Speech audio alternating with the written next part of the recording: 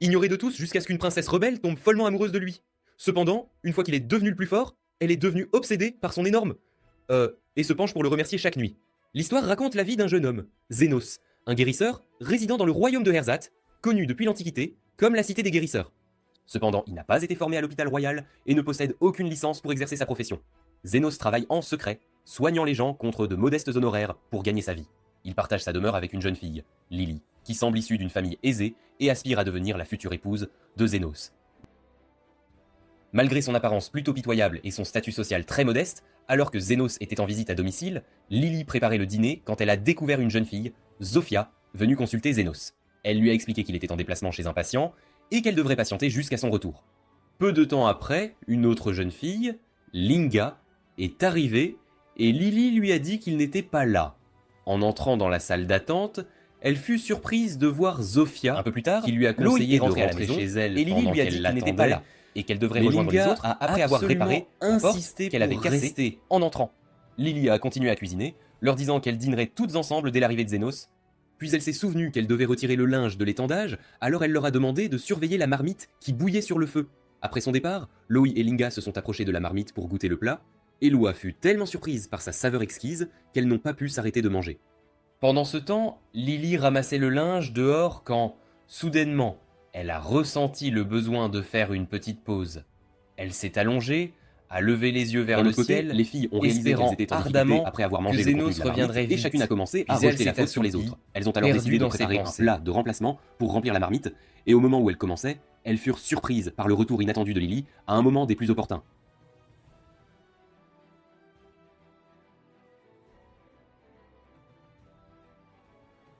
Elles se sont assises devant elle, confuses, et ont fait semblant d'être innocentes, ce qui a irrité Lily malgré son sourire un peu niais. Elle a demandé à l'une d'elles de lui raconter ce qui s'était passé pendant qu'elle était dehors. Elles ont été contraintes de lui dire la vérité, affirmant qu'elles n'avaient pas pu maîtriser leur gourmandise. Les trois ont fini par se disputer devant elle, alors elle leur a dit que Zénos serait en colère s'ils se battaient, et qu'elle avait espéré qu'ils mangeraient tous ensemble. Les filles se sont excusées et ont décidé de l'aider à préparer un autre dîner, mais elle leur a fait savoir qu'elle n'avait pas suffisamment d'ingrédients. Soudain, une femme nommée Carmilla est apparue, ressemblant étrangement à une sorcière maléfique. Linga fut terrifiée en la voyant. Et Lily leur a demandé d'apporter davantage d'ingrédients, alors les trois se sont précipités dehors sans attendre. De peur qu'elle ne dévore Carmilla s'est demandé pourquoi elle ne ressentait aucune colère à ce sujet. Alors elle lui a dit qu'elle n'était pas fâchée à cause de la nourriture, mais qu'elle aimait ce moment où tout le monde était réuni autour de la table. Puis elle s'est demandé si elle parviendrait à finir de préparer le dîner avant le retour de Zénos. Le soir, Zénos rentrait chez lui quand il a croisé une jeune fille souffrant, marchant le long de la route. Soudain, un homme arrogant est apparu et a commencé à l'insulter violemment pour avoir quitté son travail afin d'aller à l'hôpital. Il s'est avéré qu'elle travaillait comme son esclave, et il l'a traînée de force devant Zénos, qui n'est pas intervenu car il n'était qu'un misérable. Après cela, l'homme a emmené son esclave au cimetière, l'a jeté à terre et a commencé à la battre, l'accusant de paresse et lui ordonnant de chercher quelque chose de précieux dans le cimetière. Puis il a décidé de rentrer chez lui, seul. Mais soudain, il a aperçu son ombre se tenant derrière lui, et dès qu'il s'est retourné, il a été attaqué, après qu'elle lui ait déchiré le corps avec ses griffes. L'homme arrogant a tenté de s'enfuir, et c'est alors que Zénos est arrivé au cimetière. Il est allé le voir pour lui demander de l'aide, lui disant que son esclave avait perdu la tête et avait commencé à l'attaquer sans aucune raison. Zénos a demandé ce qu'il faisait dans un tel endroit, et l'homme, visiblement troublé, lui a répondu qu'ils effectuaient leur travail habituel dans l'agriculture. Il lui a alors dit qu'il était prêt à le payer très cher s'il pouvait le sauver. Pendant qu'il parlait, l'esclave a bondi vers lui, alors Zénos l'a tiré en arrière pour qu'elle ne le frappe pas. Il a ensuite tenté de lui demander pourquoi elle était si en colère, mais elle lui a lancé plusieurs pierres qu'il a facilement esquivées. Le monsieur a estimé qu'il avait suffisamment de compétences pour se débarrasser d'elle. Mais quand il a demandé à Zénos de le faire, Zénos a refusé, lui disant que l'effusion de sang n'était pas son travail et qu'il s'efforçait de sauver des vies autant que possible en tant que guérisseur. Alors l'esclave lui a lancé un gros rocher et il a utilisé son pouvoir pour le détruire avant qu'il ne l'atteigne. Le maître arrogant fut surpris par sa force. Les guérisseurs n'étant généralement pas doués au combat, Zénos a remarqué que l'esclave était plus rapide que la normale et a continué à esquiver et à contrer ses attaques jusqu'à ce qu'il soit contraint de la repousser. Finalement, son maître arrogant est tombé au sol après qu'un haut mur se soit effondré directement sur lui. Après cela, Zénos s'est approché de l'esclave pour l'aider à se relever, car elle avait subi de graves blessures. Quand il lui a tendu la main, elle l'a mordu, alors il a utilisé son autre main pour la soigner, réalisant qu'un esprit l'avait possédée en raison de sa présence dans les tombes. Elle a rapidement perdu connaissance après qu'il ait utilisé sa magie de guérison. Pendant ce temps, son maître fut choqué de voir la capacité de Zénos à guérir les blessures en si peu de temps, et quand il lui a demandé de le sauver, Zénos l'a regardé avec un profond mépris et lui a dit que ses heures de travail étaient terminées et qu'il devrait peut-être le payer davantage s'il insistait pour être soigné immédiatement au lieu d'attendre le lendemain. L'homme lui a donné l'argent sur le champ. Mais Zénos lui a dit que ce n'était pas suffisant, même s'il lui avait donné plus que le coût de n'importe quel autre guérisseur, et lui a révélé qu'il était un guérisseur sans licence, travaillant en secret. Un travail similaire à celui d'un pilleur de tombes, en somme, puisque les deux métiers étaient illégaux. Alors Zénos a décidé de prendre son esclave pour couvrir la différence de prix. Et l'homme n'y a pas vu d'inconvénient. Dès qu'il l'a soigné, Zénos a obtenu un document de propriété, et l'homme est parti discrètement pendant que Zénos restait assis, attendant que l'esclave reprenne connaissance. Après un certain temps, l'esclave s'est réveillé et fut surprise de voir Zénos à ses côtés. Il lui a dit qu'il était son nouveau maître, l'ayant acheté à son précédent propriétaire. Quand il lui a demandé son nom, elle lui a répondu qu'elle s'appelait Til. Elle fut choquée quand il lui a demandé d'enlever ses vêtements, lui expliquant qu'il voulait vérifier sa blessure. Quand il s'est déshabillé, Zénos a découvert qu'elle souffrait d'un calcul biliaire, ce qui lui causait de vives douleurs abdominales. En plus d'un jaunissement de sa peau, il a décidé de la soigner et a réussi à retirer la pierre de son corps sans aucune difficulté. Tandis que Til était surprise qu'il ait fait cela sans utiliser de magie, il lui a expliqué que n'importe quel guérisseur pouvait y parvenir. Elle lui a exprimé sa gratitude pour l'avoir sauvée, mais il lui a dit que les remerciements ne lui suffisaient pas et qu'il voulait qu'elle lui donne quelque chose d'une valeur équivalente. Que voulez-vous dire par là? Il lui a ensuite montré la photo d'un objet et lui a demandé de le trouver pour lui. Til a commencé à chercher immédiatement, et il s'est avéré qu'il recherchait un type d'herbe bien spécifique après qu'elle l'aille les trouver. Til s'est demandé si c'était vraiment tout ce qu'il voulait, et il lui a dit qu'elle avait fait son travail et ne lui devait plus rien, car il n'aurait pas pu trouver ces herbes par lui-même. Il a ensuite déchiré son contrat pour la libérer et lui a dit qu'elle pouvait aller où elle voulait. Til n'arrivait pas à croire qu'elle était libre et a réalisé qu'elle n'avait nulle part où aller, alors elle a décidé de passer sa vie à découvrir l'endroit et lui a dit qu'elle reviendrait pour lui raconter. Après cela, Zénos est rentré chez lui et Lily l'a accueilli pour lui dire que le dîner n'était pas encore prêt, mais il fut surpris de voir que les autres étaient toujours chez lui tard dans la nuit et avaient apporté de nombreux ingrédients. Puis il est entré dans sa chambre, et Carmilla a compris à ses expressions faciales que quelque chose d'excitant lui était arrivé dehors, et qu'elle sentait la présence d'une nouvelle jeune fille qui allait entrer dans sa vie.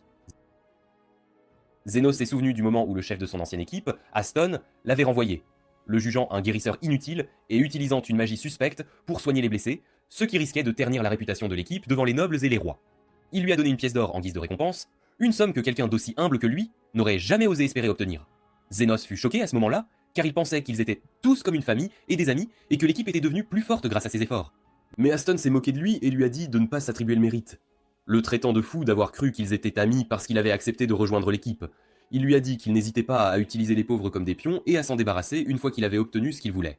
Avant de partir, Aston lui a ordonné de garder le silence, et de ne dire à personne qu'il avait fait partie de l'équipe. Zénos est parti discrètement, après avoir réalisé qu'il lui avait donné la pièce d'or pour le faire taire. En chemin, il a croisé Lily, qui était attaquée par l'un des voleurs. Lily a tenté de s'échapper, mais l'un d'eux lui a tiré une flèche dans la jambe. Alors qu'elle luttait pour résister et ne pas se laisser attraper, le voleur l'a poignardée pour l'empêcher de bouger, et son chef l'a réprimandé. Zénos a remarqué l'agitation à proximité et est allé y jeter un œil. Il fut choqué de découvrir que les voleurs avaient dû poignarder une enfant. Ils lui ont dit de ne pas s'immiscer, car elle était leur propriété. Alors Zénos a décidé de l'acheter en échange de la pièce d'or. Les voleurs ont accepté l'accord et sont partis discrètement. Pensant qu'elle finirait par mourir, Zénos s'est approché de Lily et a facilement soigné sa blessure. Elle fut surprise d'être encore en vie et de ne plus ressentir aucune douleur. Zénos lui a dit qu'il avait fait son travail de guérisseur, et Lily a commencé à pleurer, lui exprimant sa profonde gratitude, puis elle s'est sentie coupable qu'il se soit donné la peine de payer pour elle. Alors il lui a dit que cela ne le dérangeait absolument pas. Tout en pensant qu'il n'avait aucune intention de conserver la compensation d'Aston, Lily a voulu en savoir plus sur lui, alors il lui a révélé son nom, et qu'il était un guérisseur sans licence, travaillant en secret, et qu'il avait appris toutes ses compétences de guérison par lui-même. Quand il lui a demandé où elle vivait, elle lui a répondu qu'elle n'avait pas de foyer, alors il a décidé de l'emmener avec lui pour lui acheter des vêtements et manger. Après cela, Lily s'est assise et a savouré son repas pendant que Zénos réfléchissait à la manière de gérer cette situation. Puisqu'il était fauché et ne pouvait pas se permettre de payer le dîner, il a alors commencé à réfléchir à l'endroit où emmener Lily et a décidé que l'orphelinat n'était pas la meilleure option. Quand Lily l'a interrogé sur son travail, il lui a dit qu'il venait d'être renvoyé de l'équipe d'aventuriers dont il faisait partie, mais qu'il était maintenant sans abri et devait chercher un nouvel emploi. Pendant qu'il parlait, quelqu'un est entré avec une grave blessure, et Zénos a remarqué, d'après la nature de la blessure, qu'il avait été touché par une arme magique. Il a utilisé ses compétences pour guérir la blessure en un clin d'œil, avec une rapidité étonnante, à l'étonnement de l'homme blessé, qui n'avait jamais entendu parler d'un guérisseur aussi habile auparavant. Il lui a ensuite donné de l'argent en échange de son traitement, et est parti après l'avoir remercié de l'avoir sauvé au bon moment. À cet instant, Zénos a réalisé qu'il était en droit de recevoir un paiement pour ses services aux blessés, et a décidé d'ouvrir sa propre clinique. Il s'est senti reconnaissant envers Lily de lui avoir inspiré cette idée quand elle l'a remercié de l'avoir sauvé et lui a dit que personne ne l'avait jamais remercié auparavant. Puis il a pensé que le problème était qu'il ne pourrait pas obtenir de licence, car il appartenait au quartier pauvre et était contraint de travailler en secret afin que les autorités ne le découvrent pas. Lily était enthousiaste à cette idée et lui a dit qu'elle voulait l'aider à gérer la clinique. Il s'est senti perplexe à l'idée de devoir exploiter une jeune fille dans un travail illégal, mais elle lui a rappelé qu'il était son maître puisqu'il l'avait acheté, et que c'était son devoir de le suivre partout où il irait. Alors il lui a dit qu'il l'emmènerait avec lui jusqu'à ce qu'il trouve un endroit sûr où elle pourrait vivre. Zenos a ensuite décidé d'établir sa clinique dans une zone déserte, loin des regards indiscrets. En cherchant, il a découvert un vieux manoir qui semblait être en bon état par rapport aux autres bâtiments, alors il a pensé qu'il irait y jeter un œil. Lily s'est accrochée à lui, lui disant qu'elle avait peur qu'il trouve des monstres à l'intérieur. Mais Zenos s'en moquait et a décidé d'entrer dans le manoir. Quand Zenos a inspecté le manoir de fond en comble, il a constaté qu'il était en parfait état. Une boule alors qu'il déambulait dans la maison pour les aider, ils furent surpris par l'apparition du fantôme Carmilla, qui surgit de nulle part devant eux. Zenos a réalisé que l'endroit était bel et bien hanté. Mais il n'a pas reculé devant l'idée de rester là, car c'était le meilleur endroit de la région. Quand Carmilla a commencé à voler leurs âmes, il a utilisé sa compétence pour la soigner. Lily fut surprise qu'il ait pu la vaincre. Alors il lui a dit qu'il avait vaincu des centaines de créatures comme elle par le passé, quand Aston l'envoyait délibérément dans des labyrinthes abandonnés. Il a ensuite dit à Carmilla de leur permettre de rester dans le manoir, et lui a promis qu'il ne lui causerait aucun problème. Elle s'est sentie en colère et a continué à l'attaquer de nouveau, mais en vain. Elle a invoqué ses partisans pour les détruire, et Zenos a réalisé qu'il devait employer la force. Carmilla fut choquée quand il a exterminé ses partisans après avoir utilisé un niveau supérieur de magie de guérison. Quand elle a demandé son identité, il lui a dit qu'il n'était qu'un simple guérisseur travaillant en secret et qu'il avait besoin d'une salle de traitement et d'une chambre. Elle leur a permis d'utiliser le rez-de-chaussée et leur a dit que le premier étage était le sien et le sien seulement. Le lendemain, Lily s'ennuyait pendant que Zenos nettoyait et rangeait l'endroit pour lui donner l'apparence d'une véritable clinique. Elle a suggéré qu'ils commencent à faire de la publicité pour leur clinique, mais Zenos a pensé que cela pourrait les exposer à l'hôpital royal. Au même moment, Lily a pensé qu'il n'aurait aucun client tant qu'il ne ferait pas de publicité pour l'ouverture de la clinique. Mais bientôt, le premier client de la clinique est entré, et Lily l'a reconnu comme la personne qu'ils avaient rencontrée au restaurant. Zenos lui a dit qu'il l'attendait, car les personnes souffrant de brûlures par balles magiques n'étaient pas le genre de personnes à se rendre à l'hôpital royal. L'homme lui a dit qu'il s'appelait Zaand et lui a demandé de jeter un œil à sa sœur Zofia, qui avait été blessée par balle au bras.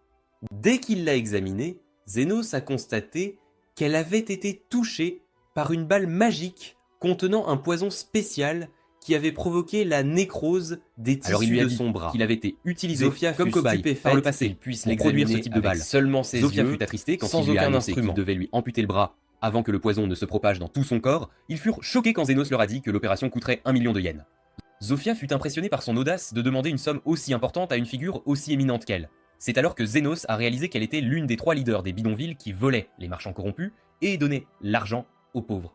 Elle lui a alors demandé de lui donner une raison convaincante pour exiger une somme aussi considérable pour la simple amputation d'un bras. Il lui a répondu qu'il n'allait pas seulement amputer le bras, mais qu'il devrait également en créer un nouveau, ce qui représentait un travail épuisant pour lui. Il s'est alors tenu devant elle et lui a dit qu'il avait décidé de ne plus travailler gratuitement et qu'il ne se soucierait plus du statut social de ses clients. Zofia fut stupéfaite à l'idée qu'il puisse faire pousser un nouveau bras, car aucun autre guérisseur n'était capable de faire cela. Mais avec le temps, Zenos a réussi à lui faire pousser un nouveau bras, et il s'est rapidement senti épuisé d'avoir consommé une grande quantité de magie, à la grande stupéfaction de Zofia, puis Zond fut surpris de voir Carmilla apparaître au-dessus du mur.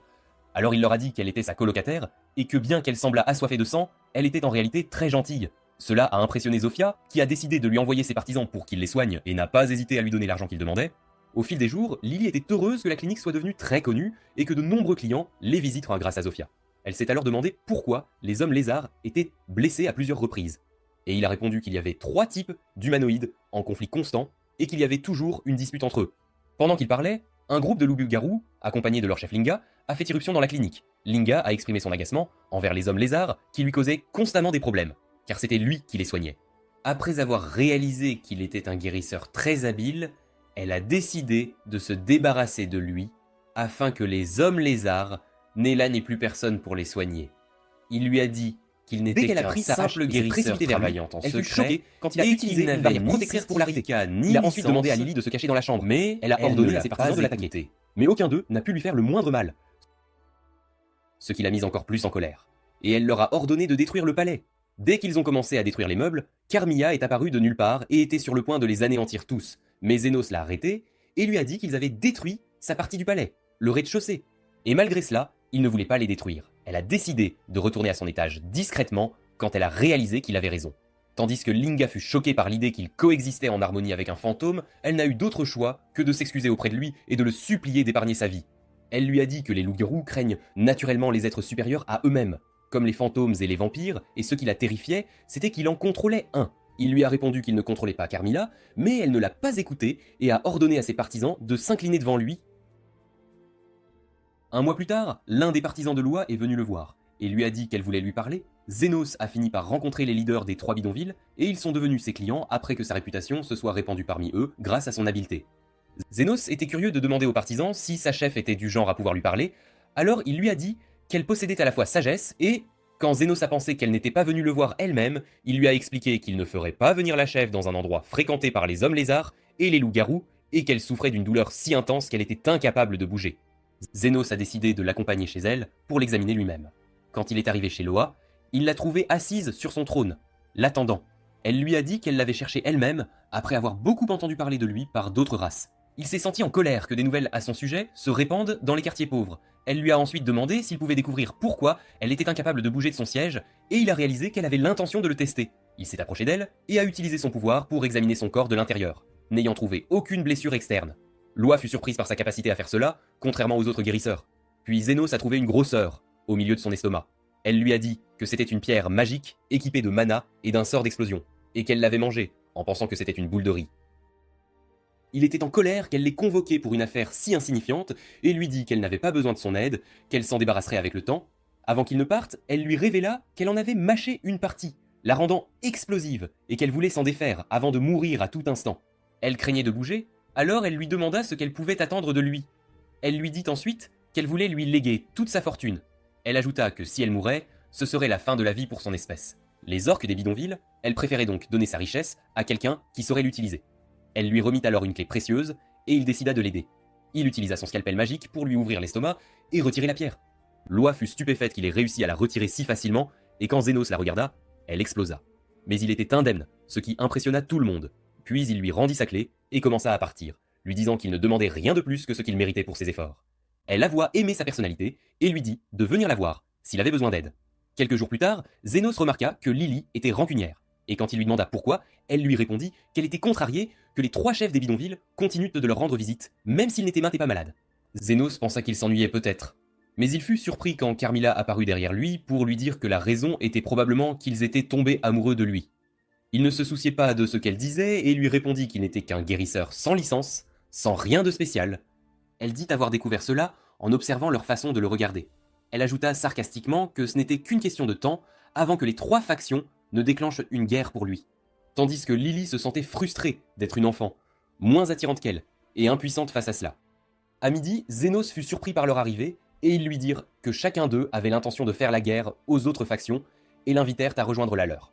Zénos se sentit piégé, car il était indirectement impliqué dans l'affaire, tandis que Carmilla continuait de le presser, affirmant que la ville subirait de lourdes pertes humaines à cause de lui. Quand l'heure de la bataille arriva, les 3 factions se rassemblèrent dans l'arène et les 3 chefs se préparèrent à s'entre-déchirer. Mais ils furent vite surpris par la présence de Zénos et Lily. Il leur dit qu'il n'était pas venu pour arrêter le combat, connaissant bien les rancunes qu'ils nourrissaient les uns envers les autres, et leur demanda de se battre jusqu'à ce qu'ils satisfassent leurs désirs refoulés.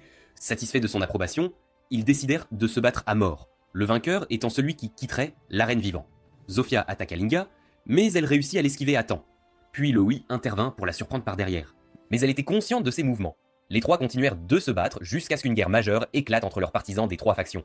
La bataille se poursuivit jusqu'au coucher du soleil, quand ils furent tous surpris de constater qu'ils étaient toujours debout, et qu'aucun d'eux n'était tombé. Même les chefs réalisèrent la même chose. Zénos leur dit qu'il n'était pas venu arrêter le combat, mais cela ne signifiait pas qu'il interviendrait pour les soigner tous, car ils étaient ses patients. Les 3 comprirent leur folie, car ils travaillaient en secret tout ce temps, tandis que Linga était stupéfaite qu'un guérisseur puisse soigner tant de gens simultanément. Alors tout le monde réalisa que les combats ne finiraient jamais ainsi, et qu'ils continueraient à se battre. Zénos leur dit qu'ils continueraient à les soigner tant qu'ils se battraient, et qu'ils recevraient une lourde somme pour chaque effort supplémentaire qu'ils mettraient à les traiter. Les 3 chefs pensèrent que c'était une blague, et décidèrent d'arrêter de se battre. Après cela, Lily fut curieuse de savoir pourquoi il se donnait tant de mal.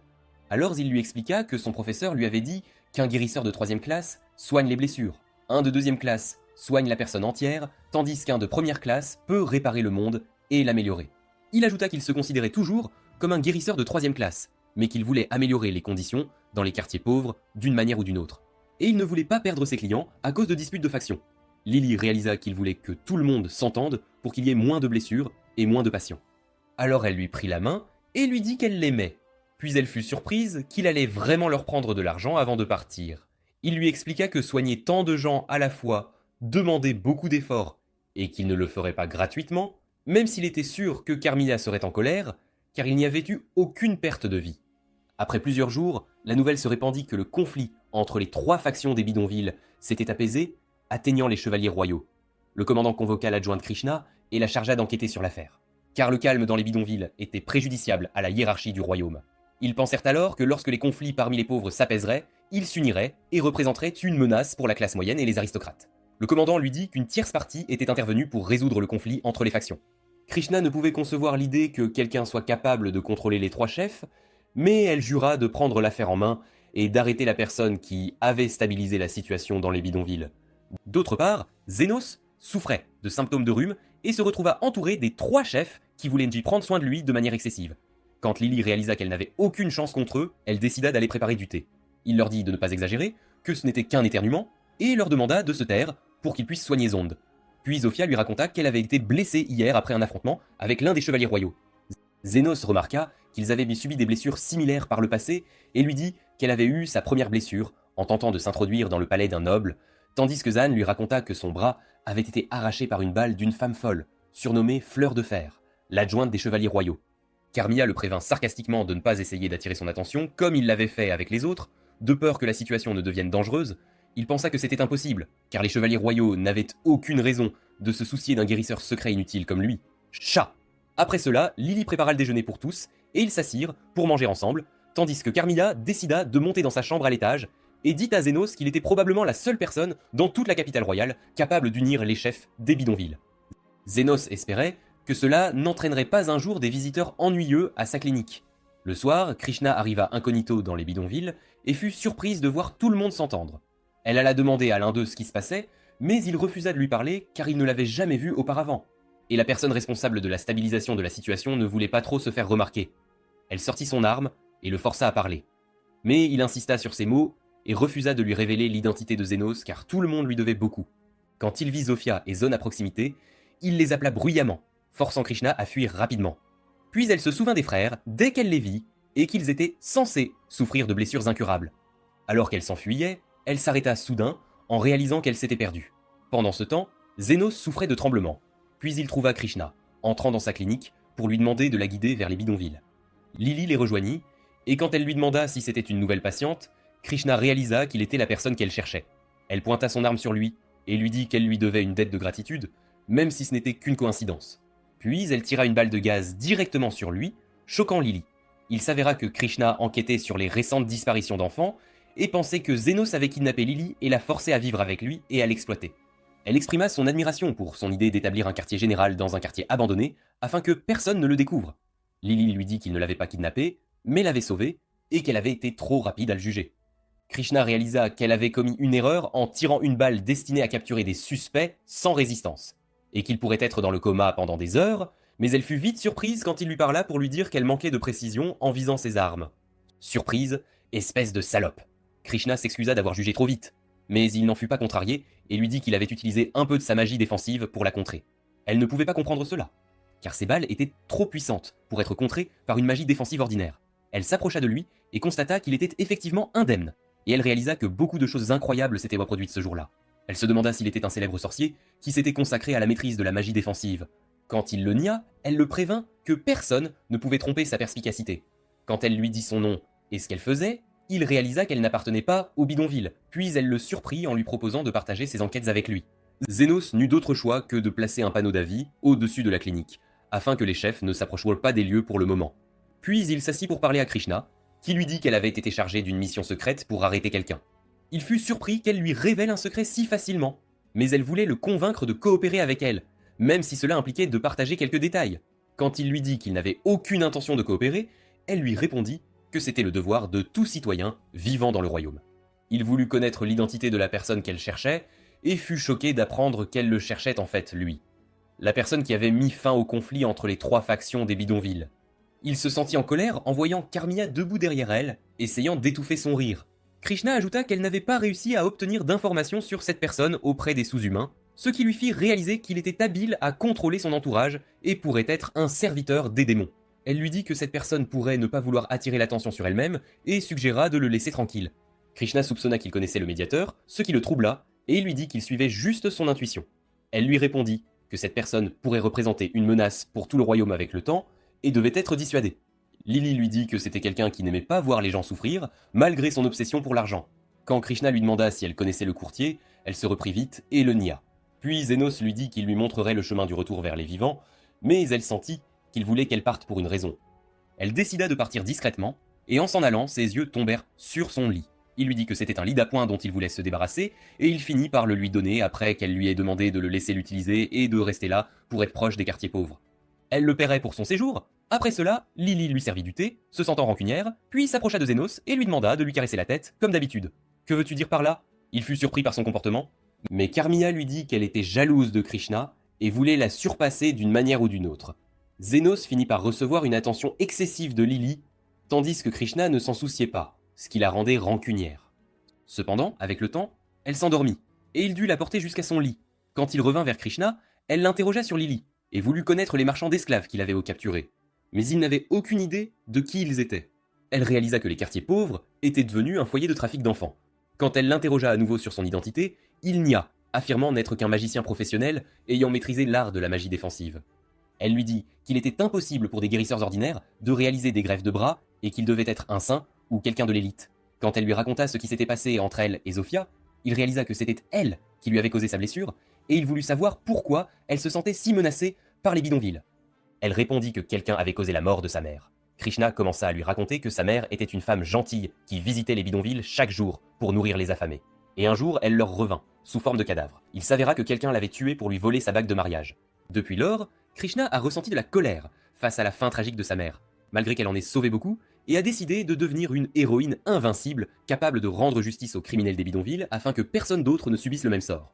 Depuis ce jour, elle est incapable de sourire, ce qui a conduit les gens à la surnommer la fleur de fer.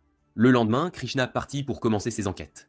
Et après son départ, Carmilla lui dit que son histoire n'était pas étrange comparée aux hauts et aux bas qu'elle avait vus dans la vie humaine au cours de 300 ans. Après un moment, Sophia vint recevoir le traitement nécessaire de sa part. Elle lui dit ensuite qu'un de ses hommes lui avait parlé du chevalier qui enquêtait sur lui. Avant qu'elle ne puisse finir sa phrase, ils furent tous surpris par le retour rapide de Krishna après qu'elle se soit à nouveau perdue. Dès qu'elles se virent, elles pointèrent leurs armes l'une sur l'autre. Zénos tenta de trouver une excuse valable pour justifier la situation. Mais Lily le devança, en lui disant que Zofia s'était aussi perdue et avait fini ici. Krishna trouva cela quelque peu logique, et devina que le médiateur était celui qui l'avait aidé à se remettre de sa blessure au bras, et qu'il prévoyait de rallier des criminels des bidonvilles à sa cause afin d'éliminer toute menace envers des innocents. Zofia se moqua d'elle et lui dit que les criminels étaient partout, surtout après avoir entendu que les chevaliers enquêtaient sur une affaire de trafic d'enfants et que les enlèvements étaient dirigés par l'un des nobles. Krishna ne pouvait comprendre ce qu'elle disait et lui répondit que les enlèvements étaient centrés ici. Zofia dit que les quartiers pauvres n'étaient qu'une façade et que le responsable utilisait ses partisans pour détourner les soupçons de lui-même. Quand elle l'interrogea sur l'identité du responsable, elle lui dit que c'était quelqu'un nommé Calender. Krishna sentit que c'était une fausse affirmation, car cette personne était un bienfaiteur, qui cherchait à éduquer et à aider les orphelins tout le temps. Zofia se moqua d'elle et lui dit que sa vision superficielle des autres la rendait si facilement trompée, contrairement au médiateur qui n'avait pas jugé. Elle ajouta que tout ce que le médiateur avait fait était de leur sauver la vie quand ils en avaient besoin, et qu'il pourrait être prêt à la sauver aussi si elle était en danger, car il n'était pas comme elle. À ce moment, Zénos se tint directement devant Krishna et décida de tout lui avouer, lui disant qu'il était le médiateur qu'elle cherchait. Krishna ne le crut pas, sachant que le médiateur était habile en magie de guérison, tandis que lui était habile en magie défensive, et qu'il était impossible d'être habile dans les deux. Il lui dit qu'il n'était pas habile dans les deux, mais qu'il pouvait utiliser une partie des deux de certaines manières, car les deux types étaient similaires en fonction. Krishna n'était pas sûr s'il était le médiateur ou non, mais elle décida de chercher un autre endroit pour travailler, puisqu'il avait pris le parti des demi-humains. Après son départ, Lily constata qu'elle se dirigeait dans la direction opposée des vivants. Krishna alla ensuite rendre visite à Calender et l'interrogea sur les voleurs qui avaient récemment commencé à apparaître dans la région. Il lui parla de la bande d'hommes lézards, alors elle lui demanda d'être plus prudent quant à sa sécurité dans la période à venir. Elle lui dit ensuite qu'elle allait maintenant effectuer une évaluation de sécurité de son palais au moyen d'une inspection surprise. Contrairement aux attentes, Calender ne s'y opposa pas. Après qu'il lui ait fait visiter le palais, elle sentit que son palais était exempt de tout soupçon et que sa présence là était une perte de temps. Elle lui demanda ensuite si elle pouvait utiliser la salle de bain avant de partir. En chemin, elle fut intriguée par le fait qu'il avait un grand nombre de gardes et que l'entrée arrière en avait beaucoup plus que l'entrée principale. En chemin, elle remarqua quelque chose qui ressemblait à un puits. Alors elle décida de descendre pour jeter un coup d'œil. Elle fut choquée de voir un groupe d'enfants ligotés à l'intérieur d'une cage, et que le puits n'était rien de plus qu'un grand donjon pour eux. Elle s'approcha d'eux et leur dit qu'elle les libérerait, mais elle finit rapidement par tomber au sol, après que Calendar l'ait abattue d'une balle magique tirée du pistolet qu'elle avait laissé à l'entrée principale. Il exprima ensuite son mécontentement face à l'ingérence de Farah dans les affaires de nobles comme lui, et lui dit que son travail était de rester silencieuse et de maintenir le public sous contrôle. Krishna sentit qu'elle était sur le point de mourir et se souvint de sa mère, s'excusant auprès d'elle d'avoir échoué à devenir une héroïne. Mais avant que Calendar ne puisse l'achever, il fut surpris de voir Zofia debout derrière lui avec Zenos, qui la décrivit comme imprudente et lui dit que cela lui coûterait cher car il considérerait sa présence ici comme une visite à domicile chez l'un de ses patients. Calendar était furieux qu'ils aient fait irruption chez lui et décida de se débarrasser de Zofia, la considérant comme l'une des voleuses des bidonvilles et que personne ne se soucierait de sa mort. Mais Zenos utilisa sa magie défensive pour esquiver ses tirs et continua de l'approcher jusqu'à ce qu'il pense à s'enfuir, mais finit par tomber au sol et laisser tomber son arme. Zenos le ramassa et le pointa sur lui, ne lui laissant d'autre choix que de le supplier et de lui dire qu'il était prêt à faire tout ce qu'il voulait. Zenos pensa qu'il n'avait aucune rancune contre lui puisqu'ils venaient de se rencontrer et que la seule chose était qu'il avait essayé de lui tirer dessus. Calendar s'excusa auprès de lui, mais il n'accepta pas ses excuses. Il réalisa qu'il devait aussi s'excuser auprès de Krishna et admit qu'il avait tort en décidant de leur tirer dessus. Malgré cela, Zenos s'approcha de lui, plaça le canon du pistolet directement sur sa tête et lui dit qu'il y avait quelqu'un d'autre à qui il devait s'excuser et qu'il lui ôterait la vie s'il ne le découvrait pas par lui-même. Quand Calendar fut incapable de répondre, il tira un coup de feu bruyant sur lui, déchirant ses vêtements et le projetant en l'air. Il s'avéra que Zenos voulait qu'il s'excuse auprès de ses victimes, qui étaient ses futurs patients. Krishna pensa qu'il avait causé sa mort, mais Zenos lui dit qu'il était toujours en vie. Quand elle sentit qu'elle allait mourir et lui demanda d'informer les chevaliers royaux de ce qui s'était passé, il lui répondit que c'était ennuyeux et qu'elle devrait le faire elle-même après qu'il l'ait guéri. Krishna fut surprise quand elle le vit utiliser ses pouvoirs pour guérir son bras et le qualifia de héros. Il lui dit qu'il n'était pas si important et qu'il n'était qu'un guérisseur secret travaillant dans l'ombre. Elle réalisa qu'il était honnête quand il lui révéla son identité. Après avoir guéri son bras, il lui dit qu'elle était la vraie héroïne aux yeux de tous, car elle avait pris l'initiative et découvert la vérité elle-même. Elle reprit confiance et dit aux enfants qu'elle les sauverait. Elle réalisa alors qu'elle avait toujours vu sa mère comme une pauvre victime. Mais finalement, aux yeux de quelqu'un, elle était une véritable héroïne. Elle se mit à pleurer, lui disant qu'elle était son héroïne ce soir-là. Zofia amena ses hommes pour aider les enfants à sortir du puits. Alors qu'elle s'apprêtait à partir avec Zenos, juste avant l'arrivée des chevaliers, Krishna se tourna vers lui pour lui demander pourquoi il l'avait sauvé. Il répondit que c'était un peu comme régler des dettes impayées, car elle n'avait pas réglé son séjour chez lui, et il ne la laisserait pas mourir avant d'avoir récupéré son dû et ses frais médicaux. Il fut surpris de la voir sourire, une première depuis bien longtemps. Quelques jours plus tard, Zenos faisait ses courses avec Lily, et en passant devant un certain endroit, il se souvint y avoir été assis, seul autrefois, et d'avoir vu Aston l'approcher pour le convaincre de rejoindre sa bande, après avoir réalisé qu'il était sans abri. Il lui dit que les gens des quartiers pauvres ne pouvaient pas devenir aventuriers, mais Aston insista pour le recruter. Quand il lui demanda ce qu'il savait faire et découvrit qu'il n'était bon qu'en magie de guérison, il faillit éclater de rire mais lui dit qu'il n'attendait pas grand-chose de lui en termes de force et qu'il voulait juste quelqu'un pour être son serviteur. Après cela, Aston menait les combats contre les monstres, tandis que Zenos s'occupait de soigner ses blessures. Avec le temps, Aston finit par trouver Zenos inutile, juste un fardeau sur ses épaules, alors il décida de le renvoyer du groupe et de lui donner une compensation appropriée pour quelqu'un comme lui. Dans le présent, Aston et son équipe partirent explorer un labyrinthe assez éloigné afin de gagner les faveurs de l'un des 7 grands nobles. Ils n'étaient pas préparés à 100% pour mener à bien cette mission. Mais ils s'aventurèrent quand même dans le labyrinthe et rencontrèrent un groupe de monstres sauvages sur leur chemin. Quand Aston les attaqua, il fut brûlé au bras. Alors Andrés tenta de le soutenir avec un sort d'attaque magique. Mais il ne put le préparer à temps. Il cria donc à Gil d'utiliser son sort de protection sur lui. Gail, confus, lui dit que le sort ne fonctionnait pas, même s'il l'avait déjà lancé. Aston sentit que tous ses compagnons étaient inutiles et commença à songer à les expulser. Puis il réalisa qu'il n'avait d'autre choix que de battre en retraite. À leur retour, il se mit à les réprimander, et Andrés lui fit remarquer qu'il n'avait rien fait de remarquable non plus.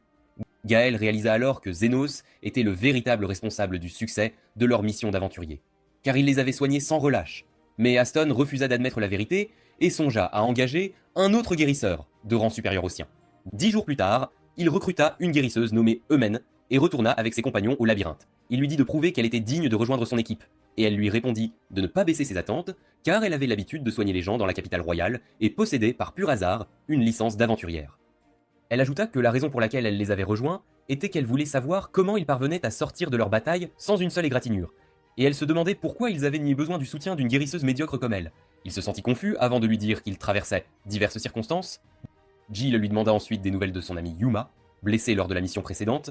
Elle lui dit qu'il survivrait, mais qu'il ne pourrait peut-être plus exercer en tant qu'aventurier. Aston réalisa qu'il n'avait pas été à la hauteur des standards de l'équipe dès le début et ne se souciait absolument pas de lui.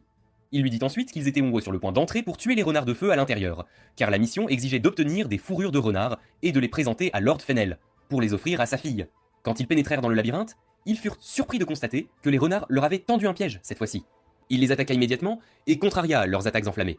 Mais malheureusement, Andrés fut gravement brûlé et devint incapable de continuer le combat, tandis qu'Aston, furieux de ne pouvoir toucher aucun renard, commença à se sentir lourd. Eumen fit de son mieux pour soigner la blessure d'Andrés. Et quand Aston réalisa que leur situation était devenue difficile, il décida de se retirer à nouveau, cette fois en blâmant la défense inutile de Jill. Puis il entendit Eumen lui dire qu'Andrés devait absolument aller à l'hôpital, car son traitement seul ne suffisait pas à le guérir complètement. Aston refusa de l'emmener à l'hôpital et lui ordonna de s'occuper elle-même de son traitement. Elle lui dit que même les guérisseurs les plus expérimentés ne pourraient n'avoir à le soigner dans ces circonstances, car les seuls capables de le faire étaient l'élite et les saints. Aston réalisa alors qu'il avait perdu un membre important de son équipe après avoir renvoyé Zenos et qu'ils avaient subi des pertes dévastatrices à chaque bataille depuis son départ.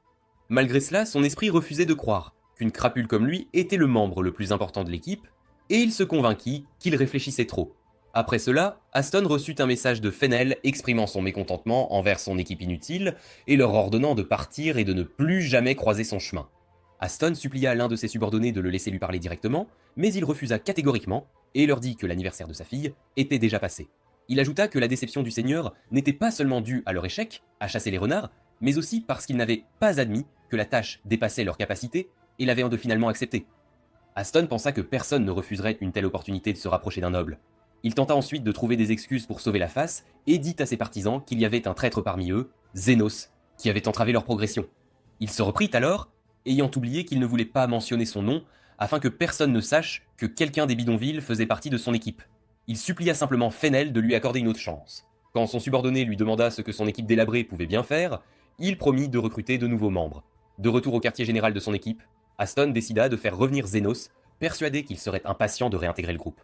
Le lendemain, il se rendit dans les bidonvilles avec Gil pour le chercher, puis décida d'engager les 3 chefs pour les aider à le retrouver rapidement. Quand ils allèrent voir Zofia, elle leur dit qu'elle était occupée, car elle devait se rendre chez le médecin ce jour-là. Il lui dit qu'il voulait juste connaître la localisation actuelle de Zenos, car il était censé être arrivé dans les bidonvilles il y a 2 mois. Zofia réalisa alors qu'ils étaient la bande d'idiots qui avaient chassé le guérisseur de leur groupe, et elle ne put s'empêcher d'éclater de rire. Aston, furieux de sa moquerie, faillit l'attaquer, mais se retrouva encerclé par ses hommes. Zofia lui dit alors que Zenos avait d'autres choses à faire que de s'impliquer dans les trivialités de son équipe. Quand il réalisa à quel point elle était puissante, Aston décida de partir et de ne pas perdre son temps avec elle. Il décida ensuite d'aller voir Linga, qui se moqua de lui dès qu'elle réalisa que c'était lui qui avait expulsé Zenos de son équipe. Elle leur dit qu'il était bien trop noble et raffiné pour être associé à des insectes comme eux et leur conseilla de faire demi-tour. Il se sentit en colère, puis il fut surpris par la rapidité de Linga alors qu'elle lui demandait s'il voulait se battre. Il finit par quitter son fort sans obtenir la moindre information utile, et son seul espoir était que Loa accepte de coopérer avec eux. Mais elle refusa après avoir appris que c'était lui qui l'avait expulsé de sa bande. Avant qu'il ne parte, elle le prévint qu'elle ne resterait pas les bras croisés si elle apprenait qu'il tentait de harceler Zenos. Aston ne pouvait pas croire que les 3 chefs soutenaient Zenos et se tenaient à ses côtés. Il pensa que les noms étaient peut-être similaires et qu'ils parlaient d'un autre Zenos. Puis les yeux de Gil tombèrent sur lui alors qu'il se promenait avec Lily. Quand ils allèrent le voir, Zenos fut surpris de les apercevoir, il leur demanda pourquoi ils étaient revenus ici, et quand Gil lui demanda de deviner, il lui dit qu'il n'était pas intéressé, et continua son chemin. Aston l'arrêta et lui dit qu'il était venu le chercher pour le ramener dans la bande. Mais il fut choqué quand Zenos rejeta son offre, sans la moindre hésitation. Quand il lui demanda pourquoi, Zenos lui expliqua qu'il le traitait mal et qu'il ne recevait presque aucune rémunération après chaque mission, ce qui ne valait pas la peine pour lui. Cependant, il dit que cela ne le dérangerait pas de les accompagner pour une mission, si les circonstances le permettaient, en échange de 50 000 won pour chaque sort de guérison qu'il utiliserait, et d'1 million de won si les blessures étaient critiques. Aston fut surpris par le prix proposé et lui dit de ne pas être si arrogant, car il n'était qu'un misérable vagabond. Pendant leur conversation, il découvrit qu'il était très populaire auprès de tous grâce à ses compétences. Zenos décida alors de continuer son chemin avec Lily et de ne plus perdre de temps à parler à Aston. Aston était furieux qu'il refuse de revenir dans la bande, même si c'était lui qui le lui avait proposé, et lui rappela que c'était lui qui l'avait fait entrer dans le groupe au départ, et lui avait donné un endroit où se sentir à sa place. Zenos s'excusa et lui dit qu'il était trop tard pour revenir dans la bande, puis partit tranquillement. Aston n'eut d'autre choix que de l'attaquer par derrière, mais il finit par tomber au sol après que Krishna lui eut tiré dessus avec un coup retentissant. Zénos fut surpris de la voir là, et elle lui dit qu'elle était venue le voir, mais s'était perdue, comme à son habitude. Aston fut étonné qu'il ait le soutien de l'adjointe des chevaliers royaux, qui le traitait avec une familiarité excessive. Quand elle lui dit qu'elle l'emmènerait au poste pour agression sur civil, il s'enfuit après avoir rejeté la faute sur Gil. Après cela, Zénos rencontra les 3 chefs qui lui racontèrent ce qui s'était passé entre eux et Aston, et que chacune d'elles avait demandé à ses partisans de le surveiller, mais ils l'avaient rapidement perdu de vue. Alors Lily pensa qu'ils étaient peut-être retournés d'où ils venaient. Zofia espérait qu'ils étaient bien partis, et n'avait-il pas rejoint la guilde des ombres, une guilde connue pour accomplir des tâches interdites et éviter toute équipe qui les dérangeait. Zénos comprit leur inquiétude qu'Aston aille les engager pour l'atteindre, mais il leur dit qu'embaucher des gens comme eux exigeait beaucoup d'argent. Cependant, Zofia se souvint avoir récemment entendu parler de quelqu'un qui était prêt à accepter des missions avec des conditions spéciales, sans compensation, surnommé le Guide. Après cela, Zénos fut incapable de dormir et Lily le remarqua. Alors elle lui prépara du thé, puis elle le surprit en se tenant derrière lui et en lui tapotant la tête comme il le faisait pour elle. Mais elle finit vite par s'endormir sur son épaule. Alors il la mit dans son lit et retourna s'asseoir seul. Puis Carmilla le rejoignit après avoir remarqué son insomnie et lui demanda si la raison était sa rencontre avec son ancienne bande. Il lui dit qu'il les avait oubliés, mais après s'être souvenu de la façon dont il l'avait traité, il regretta de ne pas les avoir chassés dès qu'il les avait vus. Carmilla lui demanda ensuite comment il avait appris la magie si jeune, et il lui raconta que cela avait commencé quand il essayait de ranimer un cadavre et avait appris la guérison implicitement. Il ne savait pas à l'époque qu'il tentait de pratiquer une magie interdite, ce qui avait valu à son professeur de le battre. Carmilla se souvint que, de son vivant, il y a 300 ans, durant la guerre entre humains et démons, il existait quelque chose appelé vie artificielle grâce à l'utilisation de la magie des golems, et elle lui dit que c'était l'un des arts perdus de la magie démoniaque. Elle ajouta qu'une pierre magique était utilisée comme noyau, avec certains ingrédients ajoutés pour la fabriquer. Pendant qu'ils parlaient, ils entendirent une agitation soudaine. Alors Carmilla sortit jeter un coup d'œil et fut choquée de voir de nombreux golems provoquer des incendies dans les bidonvilles. Aston finit par emprunter la voie des ombres et rencontra la personne connue sous le nom de Guide, qui décida de l'aider à se venger de Zénos et de tous ses sbires après avoir trouvé ses motifs de vengeance logiques et décidé d'utiliser une pierre magique qu'il testait depuis longtemps. Après cela, les golems qui se répandirent dans les bidonvilles causèrent un chaos massif et d'énormes pertes. Quand Zénos et Carmilla arrivèrent sur place, ils se demandèrent comment les golems avaient pu atteindre les bidonvilles. Puis les 3 chefs les rejoignirent, et Linga leur dit que beaucoup de ces hommes avaient été blessés. Zénos leur expliqua qu'ils étaient sur le point d'affronter un ancien être artificiel dont l'origine était inconnue. Loi lui révéla qu'un de ses partisans l'avait vu venir de quelque part au fond des bidonvilles, alors il supposa que son origine pourrait être la guilde des ombres, mais il jura de faire payer quiconque était derrière cet incident. Il demanda ensuite aux 3 chefs de rassembler les blessés en un seul endroit. Il constata alors que le golem possédait de grandes capacités offensives, mais manquait de vitesse. De l'autre côté, le guide observait ce qui se passait de loin, excité à l'idée de voir l'expression de Zénos après avoir perdu ses compagnons un par un.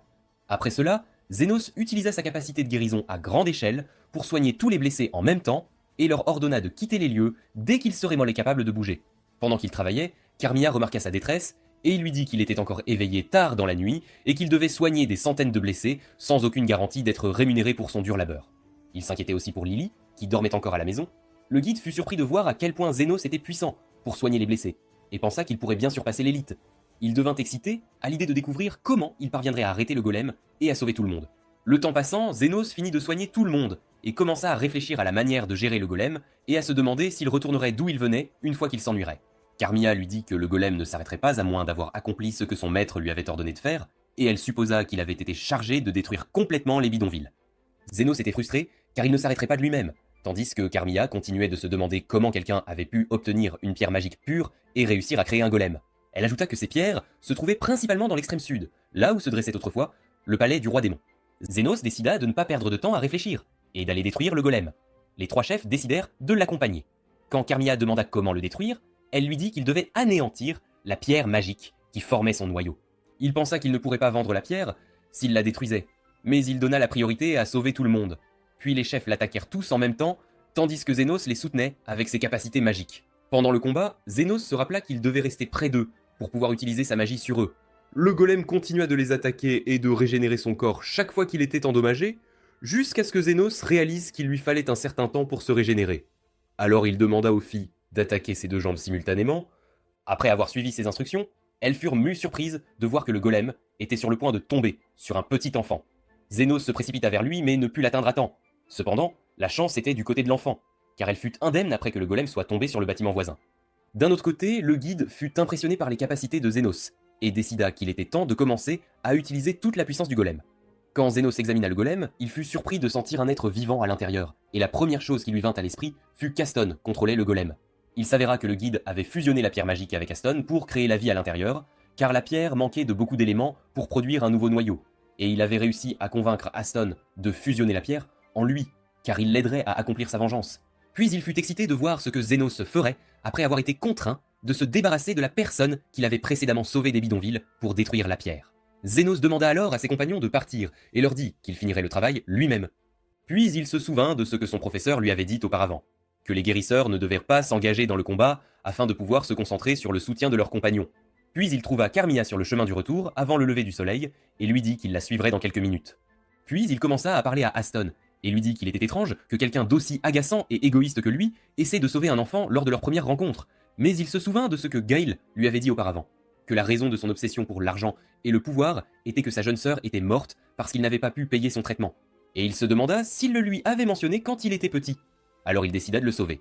Quand il vit le golem s'approcher de lui et tenter de l'attraper, il réalisa qu'Aston était toujours en colère parce qu'il avait trouvé un nouveau foyer après l'avoir chassé, et il était certain qu'il était désormais le seul sans-abri restant.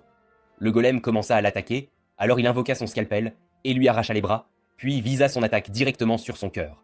Après avoir détruit le golem, Aston apparut devant lui et lui dit qu'aujourd'hui serait la dernière fois qu'il verrait son visage, et qu'il devrait lui ôter la vie, afin de détruire la pierre magique. Pendant ce temps, le guide fut impressionné qu'il n'ait pas hésité à se débarrasser de son ancien chef, puis décida de faire demi-tour, déçu que la fin ne soit pas aussi excitante qu'il l'avait espéré. Quand il jeta un autre coup d'œil, il fut choqué par le fait que Zénos détruisait la pierre magique à l'intérieur d'Aston et soignait son corps en même temps. Le guide fut stupéfait que Zénos soit toujours concentré sur l'utilisation de la magie de guérison après avoir sauvé des centaines de personnes et soutenu ses compagnons pendant le combat contre le golem. Il ne pouvait pas croire que quelqu'un puisse faire tout cela en même temps. D'un autre côté, Zénos finit de restaurer le corps d'Aston après s'être débarrassé de la pierre magique et lui dit que la vie serait meilleure sans elle, mais qu'il ne le laisserait pas mourir avant d'avoir payé pour les dégâts qu'il avait causés. En plus de le soigner, il devrait aussi lui dire qu'il avait aidé à faire tout cela. Il ajouta que même s'il n'était qu'un bon à rien inutile, il avait fait deux bonnes choses pour lui. Il l'avait sorti des bidonvilles et lui avait donné une prime de départ, qu'il avait utilisée pour sauver Lily, ce qui l'avait amené à ouvrir sa propre clinique et à changer sa vie pour le mieux. Puis Zénos détruisit le dernier morceau de la pierre magique et réussit à sauver Aston, qui reconnut enfin son pouvoir et lui demanda s'il avait accompli sa vengeance en le faisant continuer à vivre malgré la perte de tout. Il lui dit qu'il n'y avait pas pensé de cette façon. Aston eut honte car il avait vécu sa vie à exploiter les autres, pour finir par être exploité lui-même, et il sentait qu'il le méritait. Zénos fut surpris de le voir s'incliner devant lui et s'excuser pour tout ce qu'il avait fait par le passé. Alors il lui demanda de relever la tête et décida de lui donner un coup de poing violent en guise de punition, lui disant que la principale raison pour laquelle il lui avait épargné la vie était de rester en vie pour avoir la chance de lui botter le cul. Après que Zénos l'eut frappé, il se sentit satisfait et partit tranquillement. Au lever du soleil, Aston reprit connaissance en entendant Krishna le réveiller et le traitant de malpoli pour avoir causé tant de problèmes en une seule journée. Quand il l'interrogea sur Zénos, elle lui dit qu'elle l'avait rencontré en chemin et qu'il lui avait tout raconté. Elle exprima son admiration pour une destruction d'une telle ampleur sans qu'aucun mort ne soit à déplorer, ce qui le rendrait redevable envers lui pour le reste de sa vie. Elle décida ensuite de l'arrêter pour agression et fuite devant la justice, en plus de plusieurs accusations antérieures. Elle lui dit que Zénos avait décidé de prendre son épée et de la vendre pour compenser les dégâts qu'il avait causés. Aston réalisa qu'il avait tout perdu au sens littéral du terme et retourna là où il était né. Krishna lui donna une pièce d'or et lui dit qu'elle venait de Zénos, précisant que c'était sa récompense pour son service et qu'il ne voulait plus rien avoir à faire avec lui. Il finit par pleurer comme un enfant. Pendant ce temps, Zénos se sentait impuissant et continua son chemin, s'appuyant sur les 3 chefs qui voulaient le remercier et prendre soin de lui. Le guide, lui, décida de retourner dans l'ombre avant que son identité ne soit révélée, confiant qu'il reverrait Zénos un jour. Le lendemain, Krishna était à la clinique de Zénos et lui dit qu'elle n'avait pas pu trouver beaucoup d'informations sur le cerveau derrière l'attaque des golems. Tout ce qu'elle savait, c'est qu'il s'appelait le guide. Néanmoins, Zénos jura qu'il lui ferait payer un jour ce qu'il avait fait. Zofia lui dit alors que le guide avait récemment commencé à visiter la Guilde des Ombres et était toujours seul, donc Loa sentait qu'il y avait des limites aux informations qu'il pouvait obtenir sur les membres de la Guilde des Ombres. Krishna leur dit que les chevaliers royaux continueraient à le chercher, mais elle croyait qu'il ne réapparaîtrait pas de sitôt. Les 3 chefs pensaient que traiter avec quelqu'un comme lui ne serait pas facile quand il réapparaîtrait. Zénos remarqua que Krishna ne s'asseyait délibérément pas avec les autres, à la même table, et leur dit à tous d'arrêter de parler de cette façon. Mais Krishna lui répondit que sa position de chevalier royal ne lui permettait pas de s'asseoir et de boire du thé avec des sous-humains. Quand Zénos sentit que tout le monde était sur le point de se battre, il les chassa de sa clinique et leur dit qu'il était en vacances et n'avait l'intention de voir que les cas d'urgence et graves. Quand il fut seul, Lily l'approcha et lui parla d'une idée qu'elle avait pour l'aider à se sentir mieux après l'incident du golem. Avant qu'elle ne puisse finir sa phrase, Zofia fit irruption dans la clinique et suggéra qu'ils aillent tous aux sources chaudes ensemble pour se détendre. Cela l'aiderait à se sentir mieux. Cela frustra Lily, car c'était son idée au départ, surtout après que Zénos eut accepté sa suggestion. Puis les autres firent irruption dans la clinique et firent la même suggestion, forçant Zénos à aller aux sources chaudes avec tout le monde. Il fut surpris qu'ils veuillent tous aller au même endroit. Quand il demanda à Lily ce qu'elle voulait lui dire, elle répondit sèchement que ce n'était rien d'important. Puis il fut surpris quand Carmilla le rejoignit et dit qu'elle voulait aussi aller aux sources, l'accompagner aux sources chaudes. Quelques jours plus tard, Zénos se détendait dans son bain privé, pensant que cela faisait longtemps qu'il n'avait pas eu de temps seul, même si ses plans de travailler en secret n'avaient pas fonctionné comme il l'avait espéré. Puis il fut surpris quand Zofia entra dans la salle de bain.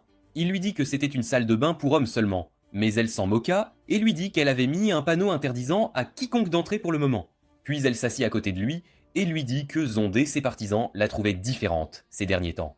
Elle exprima ensuite son admiration pour son idée d'harmonie entre les différentes races et qu'elle avait eu l'occasion de parler à un chevalier royal sans avoir à se battre ou à fuir. Elle lui attribua le mérite d'essayer de changer le monde et de le rendre meilleur pour tous. Il lui dit de ne pas exagérer, car il n'était qu'un guérisseur secret, mais il devint ensuite curieux de savoir pourquoi elle se rapprochait tant de lui. Quand elle réalisa qu'il avait compris, elle décida d'adopter une approche directe et sauta vers lui. Mais il continua de la bloquer jusqu'à ce que Linga fasse irruption dans la salle de bain. Quand elle essaya de sauter vers eux, Zofia la saisit et la repoussa. Pendant que Zénos essayait de séparer la bagarre entre elles, Louis émergea de l'eau comme un requin, complètement nu, et il finit par les regarder toutes les trois se disputer pour lui jusqu'à ce que Krishna les rejoigne et les réprimande pour être entrés dans la salle de bain des hommes. Zofia demanda sarcastiquement pourquoi elle était là, mais elle se sentit confuse et lui dit qu'elle avait confondu les salles de bain des hommes et des femmes. Zénos se sentit en colère et leur cria d'aller dans leur propre salle de bain. Après cela, les filles allèrent à leur salle de bain désignée et tombèrent sur Ouman, l'ancienne thérapeute du groupe Aston, qui fut surprise de les voir ensemble. Quand Zofia la remarqua les fixer, elle s'excusa et détourna le regard. Loi dit avec confiance qu'elle était probablement hypnotisée par son beau corps. D'autre part, Ouman écoutait Lily, assise à côté d'elle, se sentant frustrée par elle-même et souhaitant avoir un corps sexy comme les trois chefs et Krishna. Quand elle réalisa que quelqu'un était assis à côté d'elle, elle alla s'asseoir seule, loin d'eux. Puis elle vit Carmilla apparaître de nulle part et lui dire de ne pas être pessimiste envers elle-même. Comme elle était encore en pleine croissance, pendant qu'elle parlait, elle remarqua que Carmilla semblait plus transparente que d'habitude. Alors Carmilla fit semblant, en plaisantant, qu'elle était sur le point de disparaître, pendant qu'Ouman fut surprise de voir Lily parler à un fantôme, comme si c'était normal. Elle utilisa alors ses pouvoirs pour attaquer Carmilla et la forcer à partir. Elle dut donc fuir rapidement, ce qui lui fit penser qu'elle souffrait peut-être d'épuisement, et qu'elle imaginait voir des choses étranges autour d'elle. Après avoir tous fini de se doucher, ils s'assirent pour dîner ensemble, et Zénos invita Krishna à les rejoindre au lieu de rester seul et maussade dans un coin. Krishna se sentait rancunière de la tournure des événements pour elle, et la simple pensée de devoir partager la même table avec eux lui donnait l'impression de trahir le royaume. Quand tout le monde alla se coucher, Zénos s'assit avec Carmilla et lui parla du chaos qui avait régné pendant le dîner à cause d'eux, ce qui lui fit sentir que le but de son voyage aux sources pour se détendre avait complètement disparu. Carmilla lui dit de profiter de ces temps turbulents, tant qu'ils duraient, car elle s'attendait à ce que beaucoup de choses compliquées se produisent à l'avenir. Il osa lui demander comment elle avait pu atteindre les sources alors qu'elle ne pouvait pas rester longtemps au soleil. Elle répondit qu'elle était restée à l'intérieur de la canne de Lily pendant ses voyages de jour, grâce à son corps transparent, quand Zénos lui demanda ce qu'elle faisait quand elle était vivante. Elle lui dit qu'elle avait oublié sa vie il y a longtemps, et il réalisa qu'elle n'aimait pas parler de son passé pour une raison quelconque.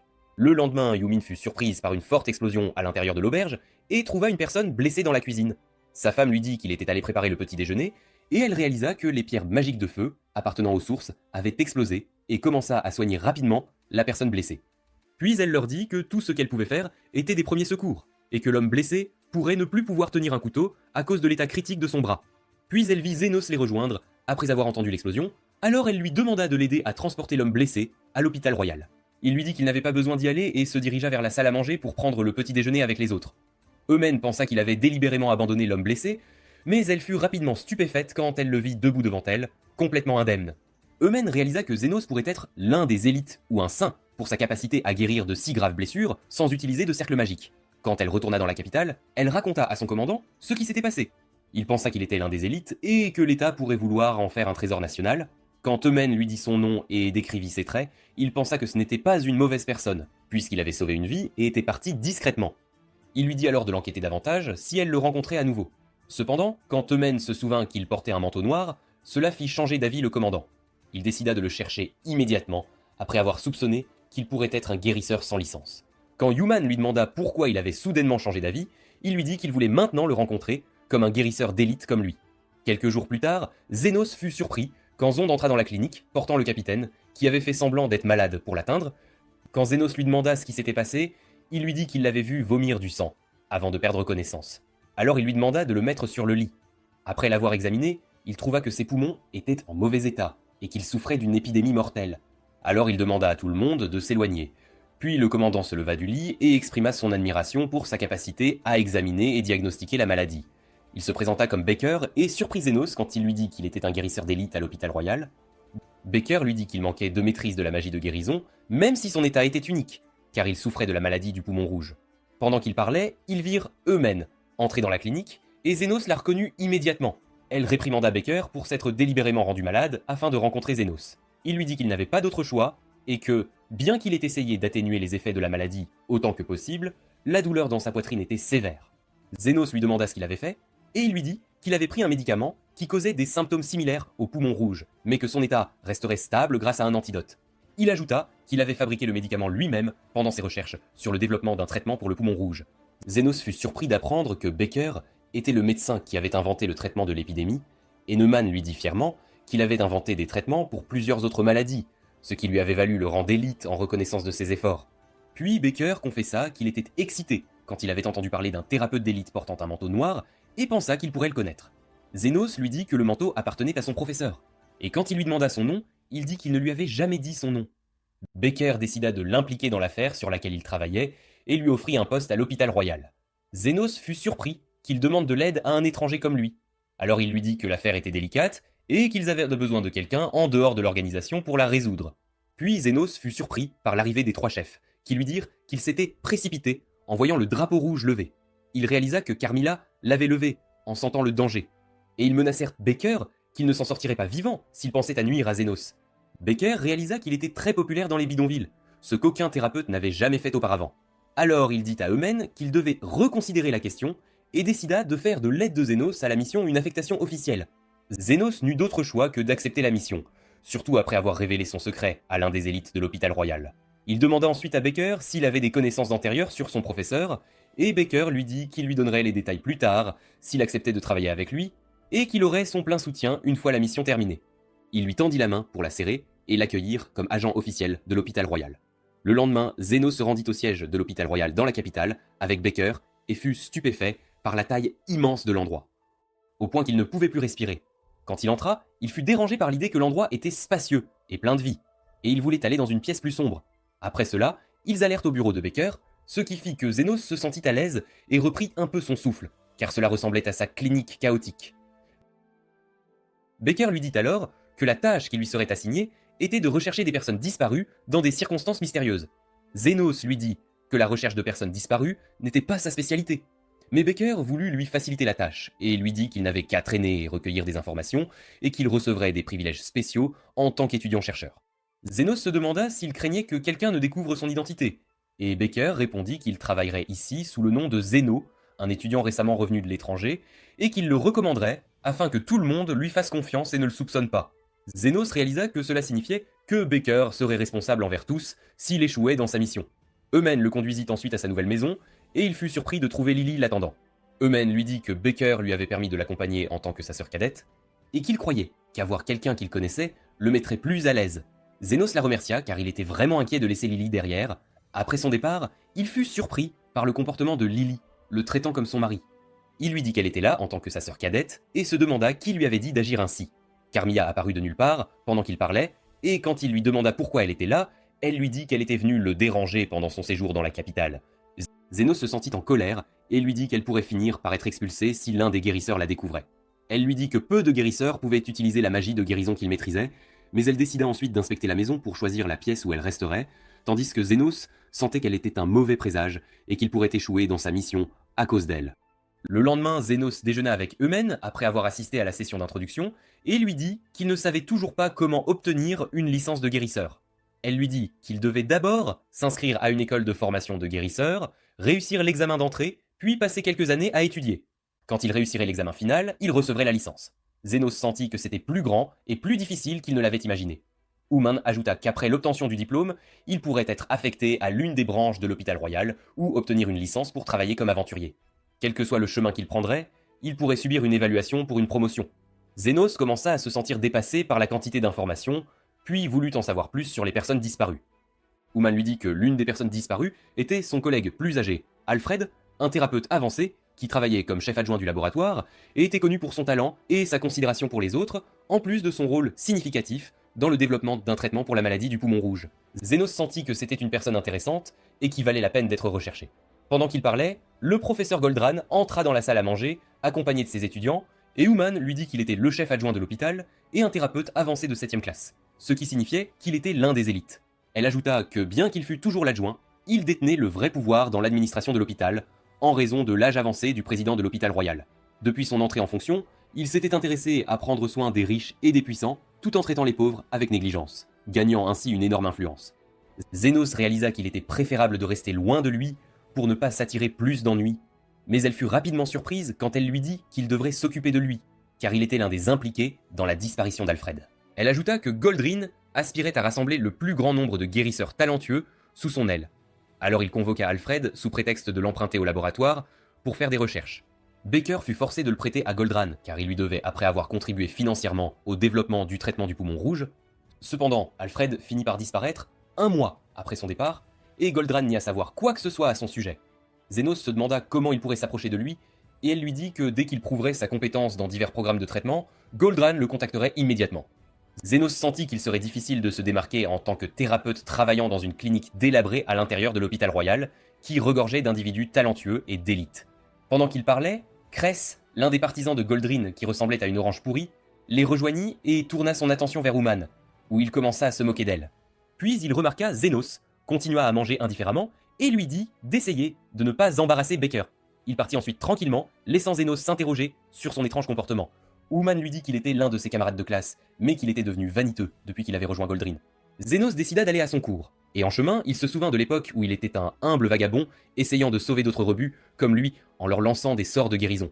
Puis il rencontra une personne mystérieuse qui lui dit de ne pas gaspiller son temps à dépenser son énergie sur les morts. Après cela, Zénos finit par devenir son élève, avec son ami Fratira. Et en 1 an, leurs compétences s'améliorèrent grandement grâce à lui. Cependant, le professeur leur dit de ne pas être vaniteux quant à leur capacité à utiliser certaines compétences, car un guérisseur de 3e classe est celui qui peut guérir les gens, un guérisseur de 2e classe est celui qui peut sauver une vie, et un guérisseur de 1re classe est celui qui peut rendre le monde meilleur. Zénos se sentit rancunier, et lui dit qu'il avait entendu cette phrase tant de fois que les gens la répétaient dans ses rêves. Quand il revint à la réalité, il concentra son attention sur la conférence sur le traitement des morts vivants. Pendant que le professeur expliquait, Zénos réalisa qu'il connaissait déjà beaucoup de ces choses de son temps d'aventurier. Mais la façon systématique dont cela était expliqué rendait la compréhension plus facile. Puis il trouva l'un de ses camarades de classe, s'interrogeant sur les fantômes, et le professeur lui dit que la plupart des informations sur ce type sont inconnues, et la raison est due au manque de témoignages fiables sur leur rencontre. En plus du fait que ceux qui ont déjà rencontré ce type de mort vivant n'ont pas survécu, donc la meilleure option en rencontrant un est de fuir. Puis Zénos fut surpris quand le professeur dit que le type de fantômes et de monstres en général le plus dangereux et le plus puissant est celui qui peut parler. Il se souvint de Carmilla, qui ne cessait de parler et restait dans sa chambre comme un membre de sa famille, et pensa qu'il valait mieux ne laisser personne savoir pour elle. Quand le professeur demanda si l'un des étudiants avait déjà combattu des fantômes, Cress leva la main et lui dit qu'il avait éliminé avec succès 30 fantômes pendant son temps d'aventurier. Puis il se tourna soudainement vers Zénos et lui posa la même question. Zénos pensa qu'il ne devait pas attirer l'attention sur lui et décida de faire correspondre son histoire, lui disant que le minimum qu'il pouvait gérer était probablement 30 fantômes, même s'il pouvait en vaincre 50 à la fois.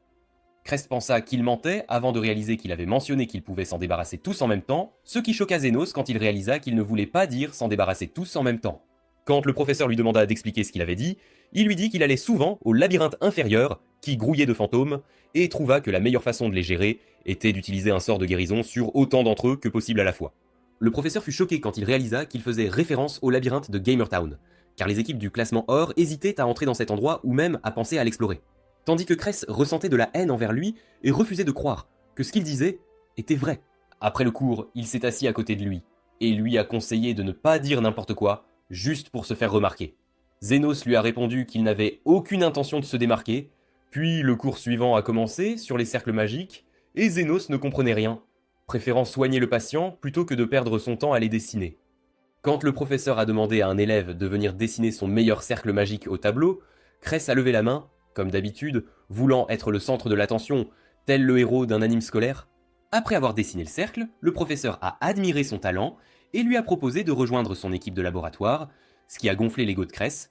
Il lui a dit qu'il travaillait déjà pour Goldrin. Il lui vint alors l'idée d'embarrasser Zénos, et il suggéra au professeur de l'inviter à dessiner un autre cercle magique. Zénos se sentit piégé et décida de dessiner le seul cercle que son maître lui avait enseigné il y a longtemps. Alors que Cress pensait l'avoir eu, le professeur fut choqué de voir le cercle de Zénos, qui dépassait les limites de la magie de guérison normale. Quand le professeur lui demanda ce que c'était, Zénos lui expliqua que c'était un cercle qui invoquait des organes et aidait à régénérer ce manquant du patient.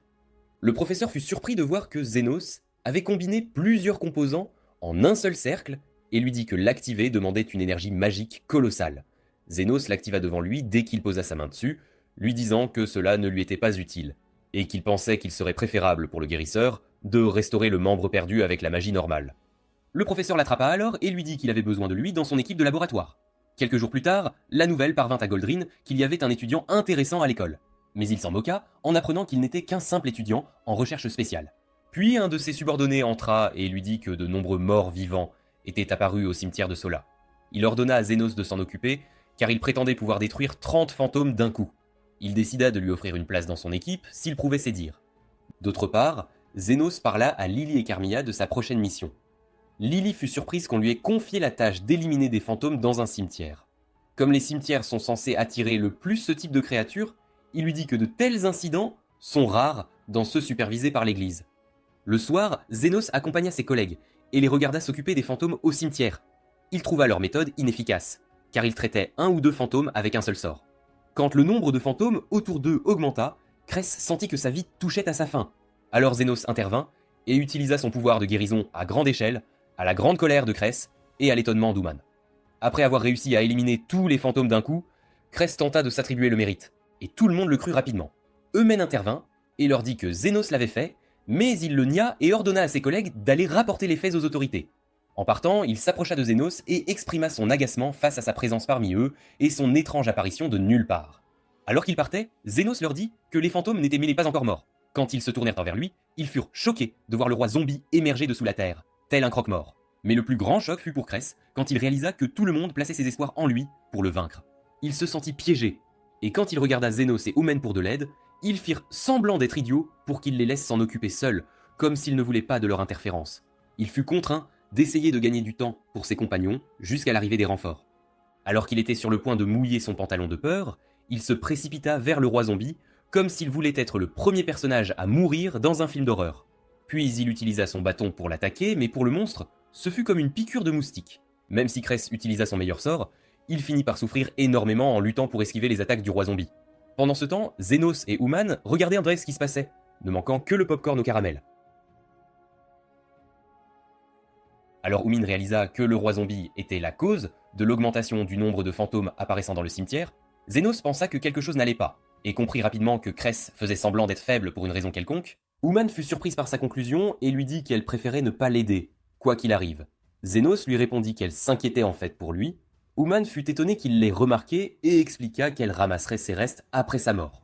Alors que Cress se balançait, il tenta d'utiliser une de ses capacités magiques, mais finit par recevoir un coup retentissant du roi zombie, qui l'attrapa ensuite et s'apprêtait à le dévorer comme un anka.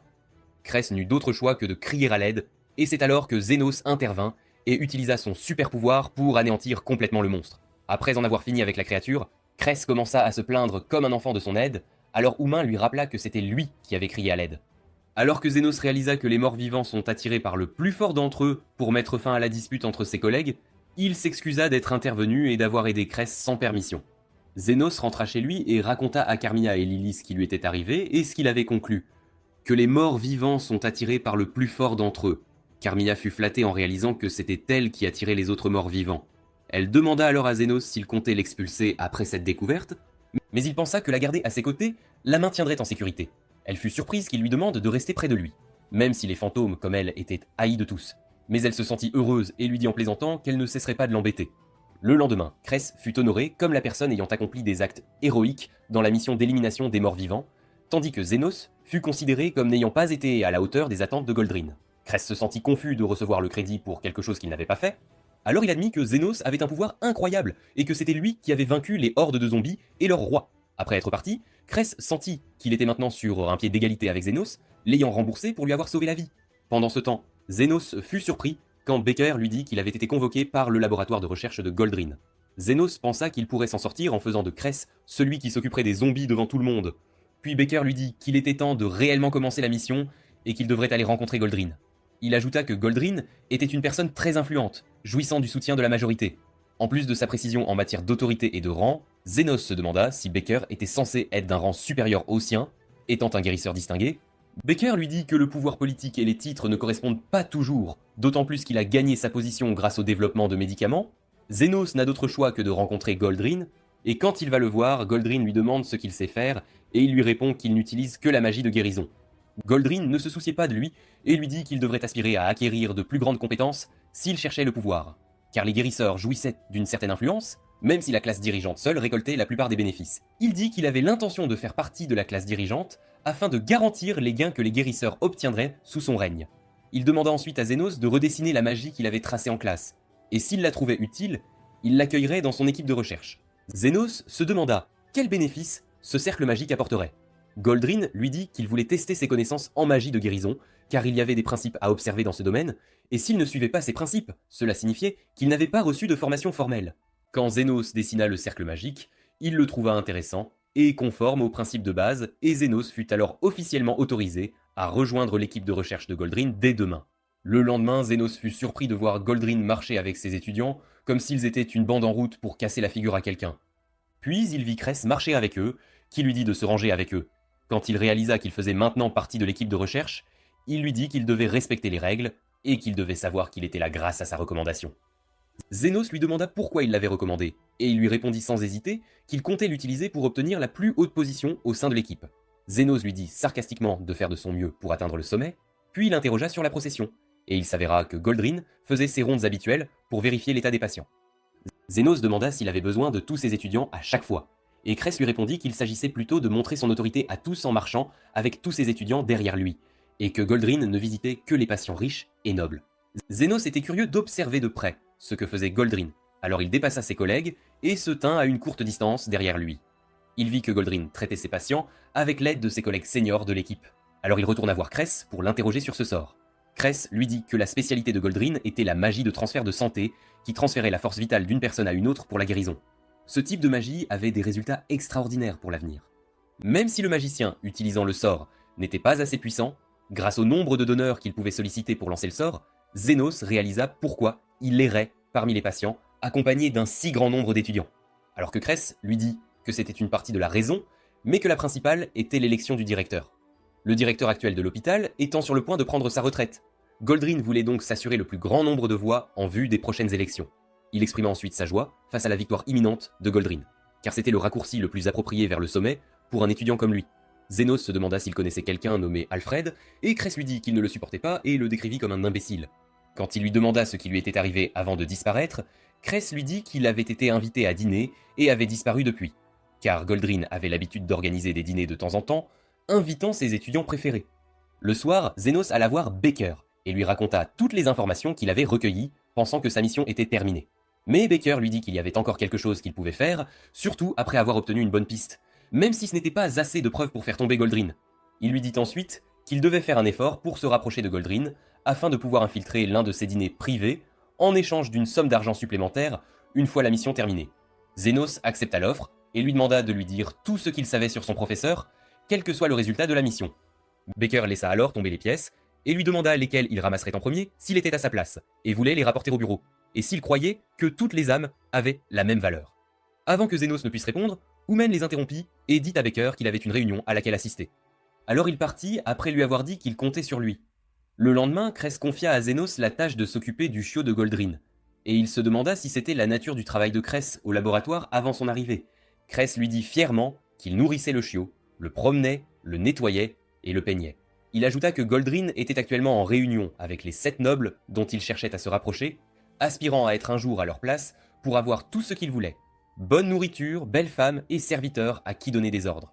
Zénos réalisa qu'il cherchait l'argent et le pouvoir, et Cress lui dit que c'était le plus important pour lui, car la magie de guérison n'était pas un miracle et échouait parfois face à certaines choses. C'est pourquoi il avait abandonné ses rêves précédents de devenir un guérisseur habile qui sauvait les gens et guérissait les maladies graves. Pendant qu'ils parlaient, ils trouvèrent une personne qui ressemblait à un sans-abri parlant sarcastiquement à Cress, car il faisait toujours son travail de s'occuper du chiot de Goldrin. Cress l'appela Bones, et il s'approcha du chiot, exprimant son mécontentement envers lui car il semblait arrogant comme son maître. Puis avant de partir, il lui dit qu'il n'atteindrait pas le sommet par la flatterie seule. Zénos demanda l'identité de Bones, et Cress lui dit qu'il était le premier secrétaire de Goldrin et passait toujours son temps ivre pendant la journée, travaillant à peine. Comme il était un vieil ami de Goldrin, Cress était rancunier que quelqu'un comme lui occupe une telle position simplement à cause de sa relation avec Goldrin. Soudain, Bones leur lança sa bouteille, ce qui fit paniquer le chiot et le fit s'enfuir. Cress le poursuivit, mais le chiot finit par être heurté par une voiture. Cress se précipita pour le soigner, mais en vain. Zénos conclut qu'il se rétablirait si le saignement s'arrêtait. Cress lui dit que les effets de l'accident resteraient affreux sur le corps du chiot et que tout serait fini une fois que Goldrin découvrirait ce qui s'était passé. Zénos décida d'intervenir et lança un sort de guérison sur le chiot. Cress fut choqué quand il réussit à guérir le chiot et à refermer sa blessure comme s'il n'avait jamais été blessé. Zénos ramassa ensuite le chiot et lui dit qu'il devrait se reposer aujourd'hui afin de pouvoir marcher et reprendre ses activités normales demain. Cress était rancunier qu'il fasse délibérément semblant de faire partie de l'élite et lui dit que s'occuper du chiot était son travail. Le soir, Zénos croisa Eumène sur son chemin et elle lui demanda de l'accompagner pour une promenade. Il se demanda si elle avait quelque chose à dire et la trouva bientôt en train de s'excuser auprès de lui disant que si elle avait été plus forte, elle aurait attiré l'attention de Goldrin et il n'aurait pas eu besoin de l'impliquer dans cette mission dès le départ.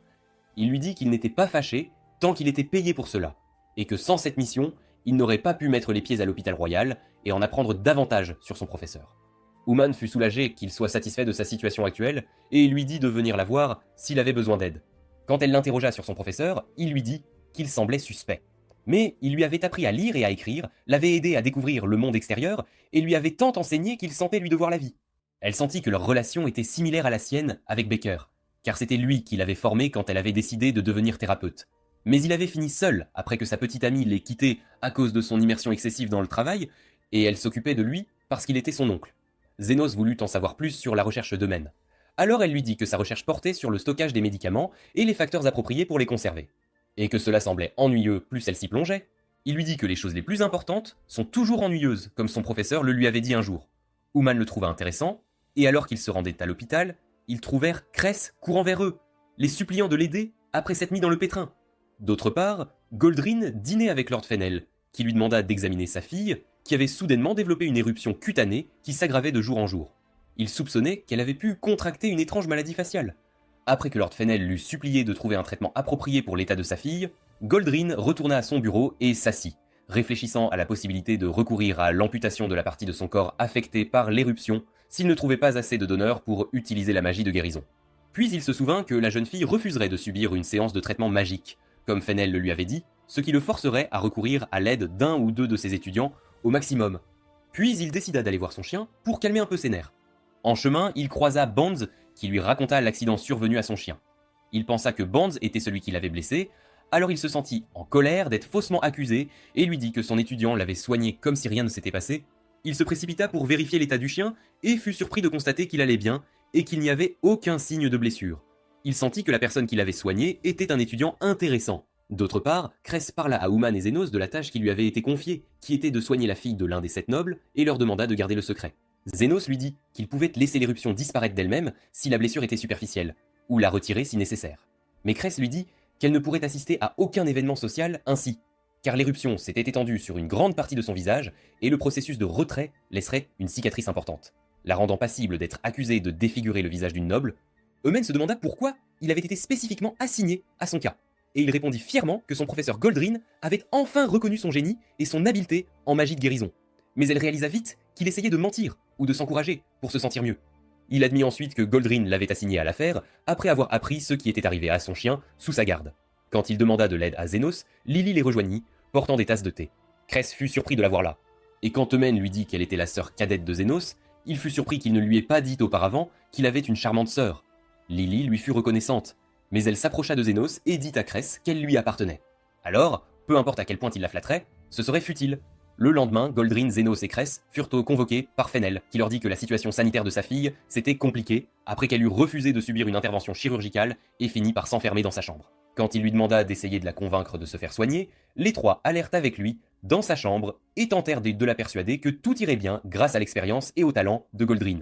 Après qu'il lui eut promis cela, Charlotte s'approcha de la porte et lui dit qu'il avait promis de lui acheter un manteau en fourrure de renard de feu, mais qu'il n'avait pas tenu sa promesse. Goldrin commença à lui parler et lui demanda de lui faire entièrement confiance, mais elle refusa et lui dit qu'elle ne laisserait pas une seule lame s'approcher de son visage. Elle l'accusa de vouloir défigurer son visage pour plaire à la fille qui lui en voulait. Alors Cress eut une idée et dit à Zénos qu'il comptait la convaincre de subir l'opération. Et après sa guérison, elle finirait par tomber amoureuse de lui, puis ils se marieraient et il deviendrait alors facilement un noble. Zénos se fichait de son plan répugnant. Il demanda ensuite à Goldran et Fennel de le laisser tenter de la convaincre. Dès qu'il commença à parler, il reçut une insulte cinglante de Charlotte, qui le décrivit comme un assistant méprisable après qu'il se fut présenté à elle. Il finit par retourner en larmes auprès de Zénos. Zénos trouva Goldran le fixant et réalisa que c'était à son tour d'essayer de convaincre Charlotte. Charlotte fut surprise par le nombre de personnes devant sa chambre, et avant qu'elle ne puisse l'insulter de sa langue acérée, il lui dit que ce n'était pas grave si elle ne voulait pas subir l'opération. Il ajouta qu'elle pourrait vivre avec la maladie et se retrouverait avec une tache sur le visage qui la ferait ressembler à une vieille femme, mais qu'elle s'habituerait vite à sa nouvelle apparence, donc elle n'avait pas besoin de se forcer à suivre le traitement. Après qu'il eut fini de parler, Goldran se mit en colère et commença à le réprimander, mais il fut surpris de la voir sortir de sa chambre après avoir répondu à ses mots et choisi le traitement plutôt que de devenir une vieille mégère. Après être entrée dans sa chambre, elle se demanda si ce qu'il venait de lui dire était vrai. Cress tenta d'engager la conversation avec elle, mais elle lui dit de se taire car elle ne voulait pas que son haleine fétide pollue l'air de sa chambre. Goldran lui dit que son visage ressemblerait à celui d'une vieille femme dans 1 mois tout au plus. Elle se mit à pleurer, leur disant qu'elle ne voulait pas subir l'opération, mais en même temps, elle ne voulait pas que la maladie reste sur son visage. Son père tenta de la convaincre que Goldran s'occuperait des cicatrices laissées par l'opération, mais elle leur dit qu'elle n'accepterait que s'il garantissait que la chirurgie ne laisserait aucune cicatrice sur son visage. Puis elle partit rapidement. Quand elle s'assit sur le balcon parmi ses cages à oiseaux, Zénos la rejoignit. Elle se sentit en colère et lui dit que leur présence polluait encore plus sa chambre. Zénos remarqua qu'un des oiseaux était blessé. Alors il le sortit de la cage. Charlotte lui dit qu'elle l'avait trouvé dans le jardin hier, incapable de voler, puis elle se sentit frustrée en constatant qu'il y avait une ressemblance entre eux car elle ne pourrait plus porter de robe ni danser aux fêtes à sa guise, et elle finirait oubliée avec le temps. Zénos lui demanda si elle voulait guérir. Elle lui dit qu'elle voulait guérir sans que son visage ne soit couvert de cicatrices. Charlotte fut surprise qu'il ait pu soigner l'oiseau et le faire voler à nouveau. Alors elle lui demanda si elle pourrait retrouver sa vie normale comme lui. Il lui dit qu'il pouvait l'aider si elle le voulait, et elle accepta de subir l'opération. Après cela, Goldran et ses disciples se préparèrent à commencer l'opération et leur dirent qu'elle devait réussir coûte que coûte. Quand il vit Cress transpirer abondamment, Zénos décida de prendre en charge l'opération sous la supervision de Goldran. Mais Goldran assigna rapidement Cress à commencer l'opération. Il saisit nerveusement le scalpel et Zénos l'avertit que sa peur excessive ne ferait qu'empirer les choses. Cress fut surpris qu'il traite la situation si calmement. Alors Zénos décida de l'aider et lui dit qu'il lui chuchoterait les instructions. Cress lui fit confiance et commença l'opération. En travaillant, il remarqua que les racines de la maladie étaient entrelacées avec les nerfs faciaux de Charlotte. Quand il pensa à couper les nerfs faciaux, Goldran lui dit que son apparence changerait, car réparer les nerfs est bien plus difficile que réparer la peau du visage. Cress envisagea de refermer la plaie et de laisser la situation telle qu'elle, espérant qu'il pourrait la convaincre de subir une autre opération à l'hôpital royal. Cependant, ce n'était pas une bonne idée pour Goldran, qui ne voyait pas d'autre option que de retirer la tumeur en coupant les nerfs faciaux, préférant cela à l'échec de l'opération et au retour de la maladie, ce qui nuirait à sa réputation de professeur. Quand il trouva Cress figé, il le saisit et le força à effectuer l'ablation de la maladie. Après cela, Goldran voulut l'utiliser comme appât et le blâma d'avoir ignoré ses ordres et d'avoir coupé les nerfs faciaux de Charlotte sans sa permission. Cress fut choqué quand il réalisa que Goldran l'avait abandonné et l'avait délibérément blâmé pour l'échec de toute l'opération, tandis que Goldran décida de la transférer à l'hôpital royal demain pour réparer ses nerfs en utilisant la magie de guérison. Zénos intervint pour sauver la situation et leur dit qu'ils avaient dû couper les nerfs car les racines de la maladie étaient trop profondes et qu'il ne restait plus qu'à réparer les nerfs faciaux. Quand Fennel entra pour vérifier la situation, Zénos lui dit que sa fille irait bien et qu'il n'y avait pas besoin de la transférer à l'hôpital royal. Goldran se sentit confus quand Zénos intervint et dit à Fennel que tout allait bien. Tandis que Zénos pensait qu'il devait être digne de confiance envers Charlotte, qui avait décidé de compter sur eux pour retrouver sa vie normale, il commença alors à utiliser ses pouvoirs pour réparer les nerfs endommagés. À l'étonnement de Goldran et Cress, il réussit à éradiquer complètement la maladie et à refermer la plaie sans laisser de traces. Après que Charlotte se fut réveillée, elle saisit rapidement le miroir pour voir son visage et se mit à pleurer quand elle réalisa qu'elle était complètement guérie et que son visage était aussi beau qu'avant. Son père lui dit que Goldran avait bien agi pendant l'opération et décida de lui apporter son soutien total aux prochaines élections du directeur de l'hôpital en échange d'avoir sauvé sa fille. Mais Charlotte se rappela qu'elle ne connaissait pas encore le nom de Zénos et pensa à le lui demander. Il lui dit qu'il ne connaissait pas son nom et ne se souciait pas de la question, alors le serviteur leur dit que son nom était Zénos. Charlotte alla sur le balcon et continua à regarder l'oiseau voler près d'elle, lui étant reconnaissante. Le lendemain, Zénos aidait Tumine à transporter les doses de guérison, et quand il s'enquit de leur grand nombre, elle lui dit qu'elles contenaient des mélanges expérimentaux fabriqués par Baker. Il était curieux de savoir sur quel genre de médicaments il travaillait. Elle lui dit que même Baker ne savait pas ce qu'elles étaient, car tout ce qu'il faisait était de répéter les expériences avec quelques changements, espérant découvrir un nouveau remède. Pendant qu'il parlait, Baker les rejoignit et leur dit que ces composés seraient particulièrement précieux cette fois-ci. Il demanda ensuite à Zénos des nouvelles de l'opération qu'il avait effectuée sur Charlotte et s'attendait à ce que Goldran commence à lui montrer un certain respect. Avant qu'ils ne puissent répondre, Cress les rejoignit et leur dit qu'ils avaient été invités à un dîner organisé par Goldran. Eumène était heureuse pour Cress et lui dit qu'il pourrait enfin obtenir la promotion qu'il attendait. Il était excité car il deviendrait une personne de valeur après toutes ses souffrances. Puis il dit à Zénos de se préparer car le dîner aurait lieu ce soir-là. Il partit rapidement tandis que Baker félicita Zénos pour son succès à se rapprocher de Goldran avec cela et lui dit que sa mission était presque terminée. Quelques jours plus tard, Zénos assista au banquet de Goldran accompagné de plusieurs de ses disciples talentueux et proches. Goldran leur parla de la prochaine élection pour le poste de directeur de l'hôpital royal et qu'il était proche de remporter l'élection car il avait un grand nombre de voix. Il ajouta que toutes les personnes présentes au banquet d'aujourd'hui faisaient partie de l'élite et des meilleurs choisis pour faire partie de son groupe. À ce moment-là, Cress décida de commencer à pratiquer son passe-temps favori, de flatter les VIP afin de gagner leur confiance et leur influence. D'autre part, Zénos et Lily commencèrent à travailler sur leur mission et à se mêler aux invités de la fête pour obtenir le plus d'informations possible. Indirectement, Zénos conclut qu'Alfred s'était occupé de l'ivrogne Bonds avant sa disparition, alors il décida d'aller lui parler personnellement. Quand il l'interrogea sur Alfred, Bonds lui dit qu'il lui avait une fois apporté de l'eau après qu'il eut perdu connaissance à cause de l'ivresse et ne se souvenait de rien d'inhabituel. Il ajouta que c'était un bon garçon, contrairement aux autres, dont Goldran l'avait averti. Zénos fut surpris par le comportement de Goldran envers la personne qu'il avait nommée comme son secrétaire privé. Tandis que Lily était curieuse de savoir pourquoi Bonds était devenu le secrétaire de Goldran, il lui dit qu'ils étaient amis depuis longtemps, et quand elle voulut connaître leur histoire, il l'ignora et partit. Zénos réalisa qu'il était très ivre, tandis que Lily insista sur le fait que Bonds en savait beaucoup, même s'il ne pouvait rien se souvenir pour le moment. Puis elle pensa à le rendre encore plus ivre pour qu'il leur dise ce qu'il savait, et elle apporta 2 autres bouteilles de vin. Puis ils firent boire tellement de vin à Bonds qu'il ne voyait plus rien, tant il était ivre et il parlait sans arrêt. Zénos tenta de découvrir quoi que ce soit sur la dernière fois que Bonds avait rencontré Alfred. Bonds se souvint qu'ils étaient en les sortis prendre l'air, et Zénos eut alors l'idée de recréer les circonstances pour qu'ils puissent se souvenir plus clairement de ce qui s'était passé entre eux, puis il emmena Bonds au parc. Alors Bonds s'approcha de lui, se présentant comme Goldran, et l'informa qu'il deviendrait le directeur de l'hôpital après avoir de nouveau obtenu le soutien de Lord Fennel. Quand Zénos s'enquit de la question, on lui dit qu'il avait obtenu le soutien de Fennel il y a 13 ans, ce qui était la raison pour laquelle il était devenu aussi influent qu'il l'était maintenant. Il ajouta que ce jour-là, une forte explosion changea la vie de Goldran, qui était bloqué dans ses recherches, et obtint une chaire de professeur à l'hôpital royal avec l'aide de Fennel. Bonds perdit rapidement connaissance pendant la conversation. Zénos sentit qu'il était sur le point de découvrir quelque chose d'important, et arrêta son interrogatoire là. Il retourna ensuite avec Lily au palais, et quand il sentit qu'il avait négligé quelque chose en recueillant des informations, il fut surpris de voir Carmilla apparaître derrière lui de nulle part. Elle lui dit qu'elle avait compris ce qui s'était passé, d'après ce que Bonds leur avait dit. Pendant ce temps, les 3 chefs attendaient Waya le retour de Zénos à la clinique à tout moment, et Louis se demanda sarcastiquement si Sophia et Linga n'avaient rien d'autre à faire que de traîner. Mais Sophia l'ignora, car il n'y avait aucun intérêt à discuter avec eux, en l'absence de Zénos. Puis elle fut surprise quand l'un de ses partisans entra dans la clinique et lui dit que son frère Zond avait été gravement blessé dans un accident. Elle se sentit inquiète, et se demanda si elle devait attendre le retour de Zénos. Mais Linga lui dit que son frère mourrait avant son retour, alors il devait emmener Zan là où il logeait. Elle leur dit que c'était impossible, car il ruinerait la mission secrète de Zénos. Mais ils la convainquirent que c'était une urgence, et qu'il ne devait pas attendre. Elle décida de se préparer à partir.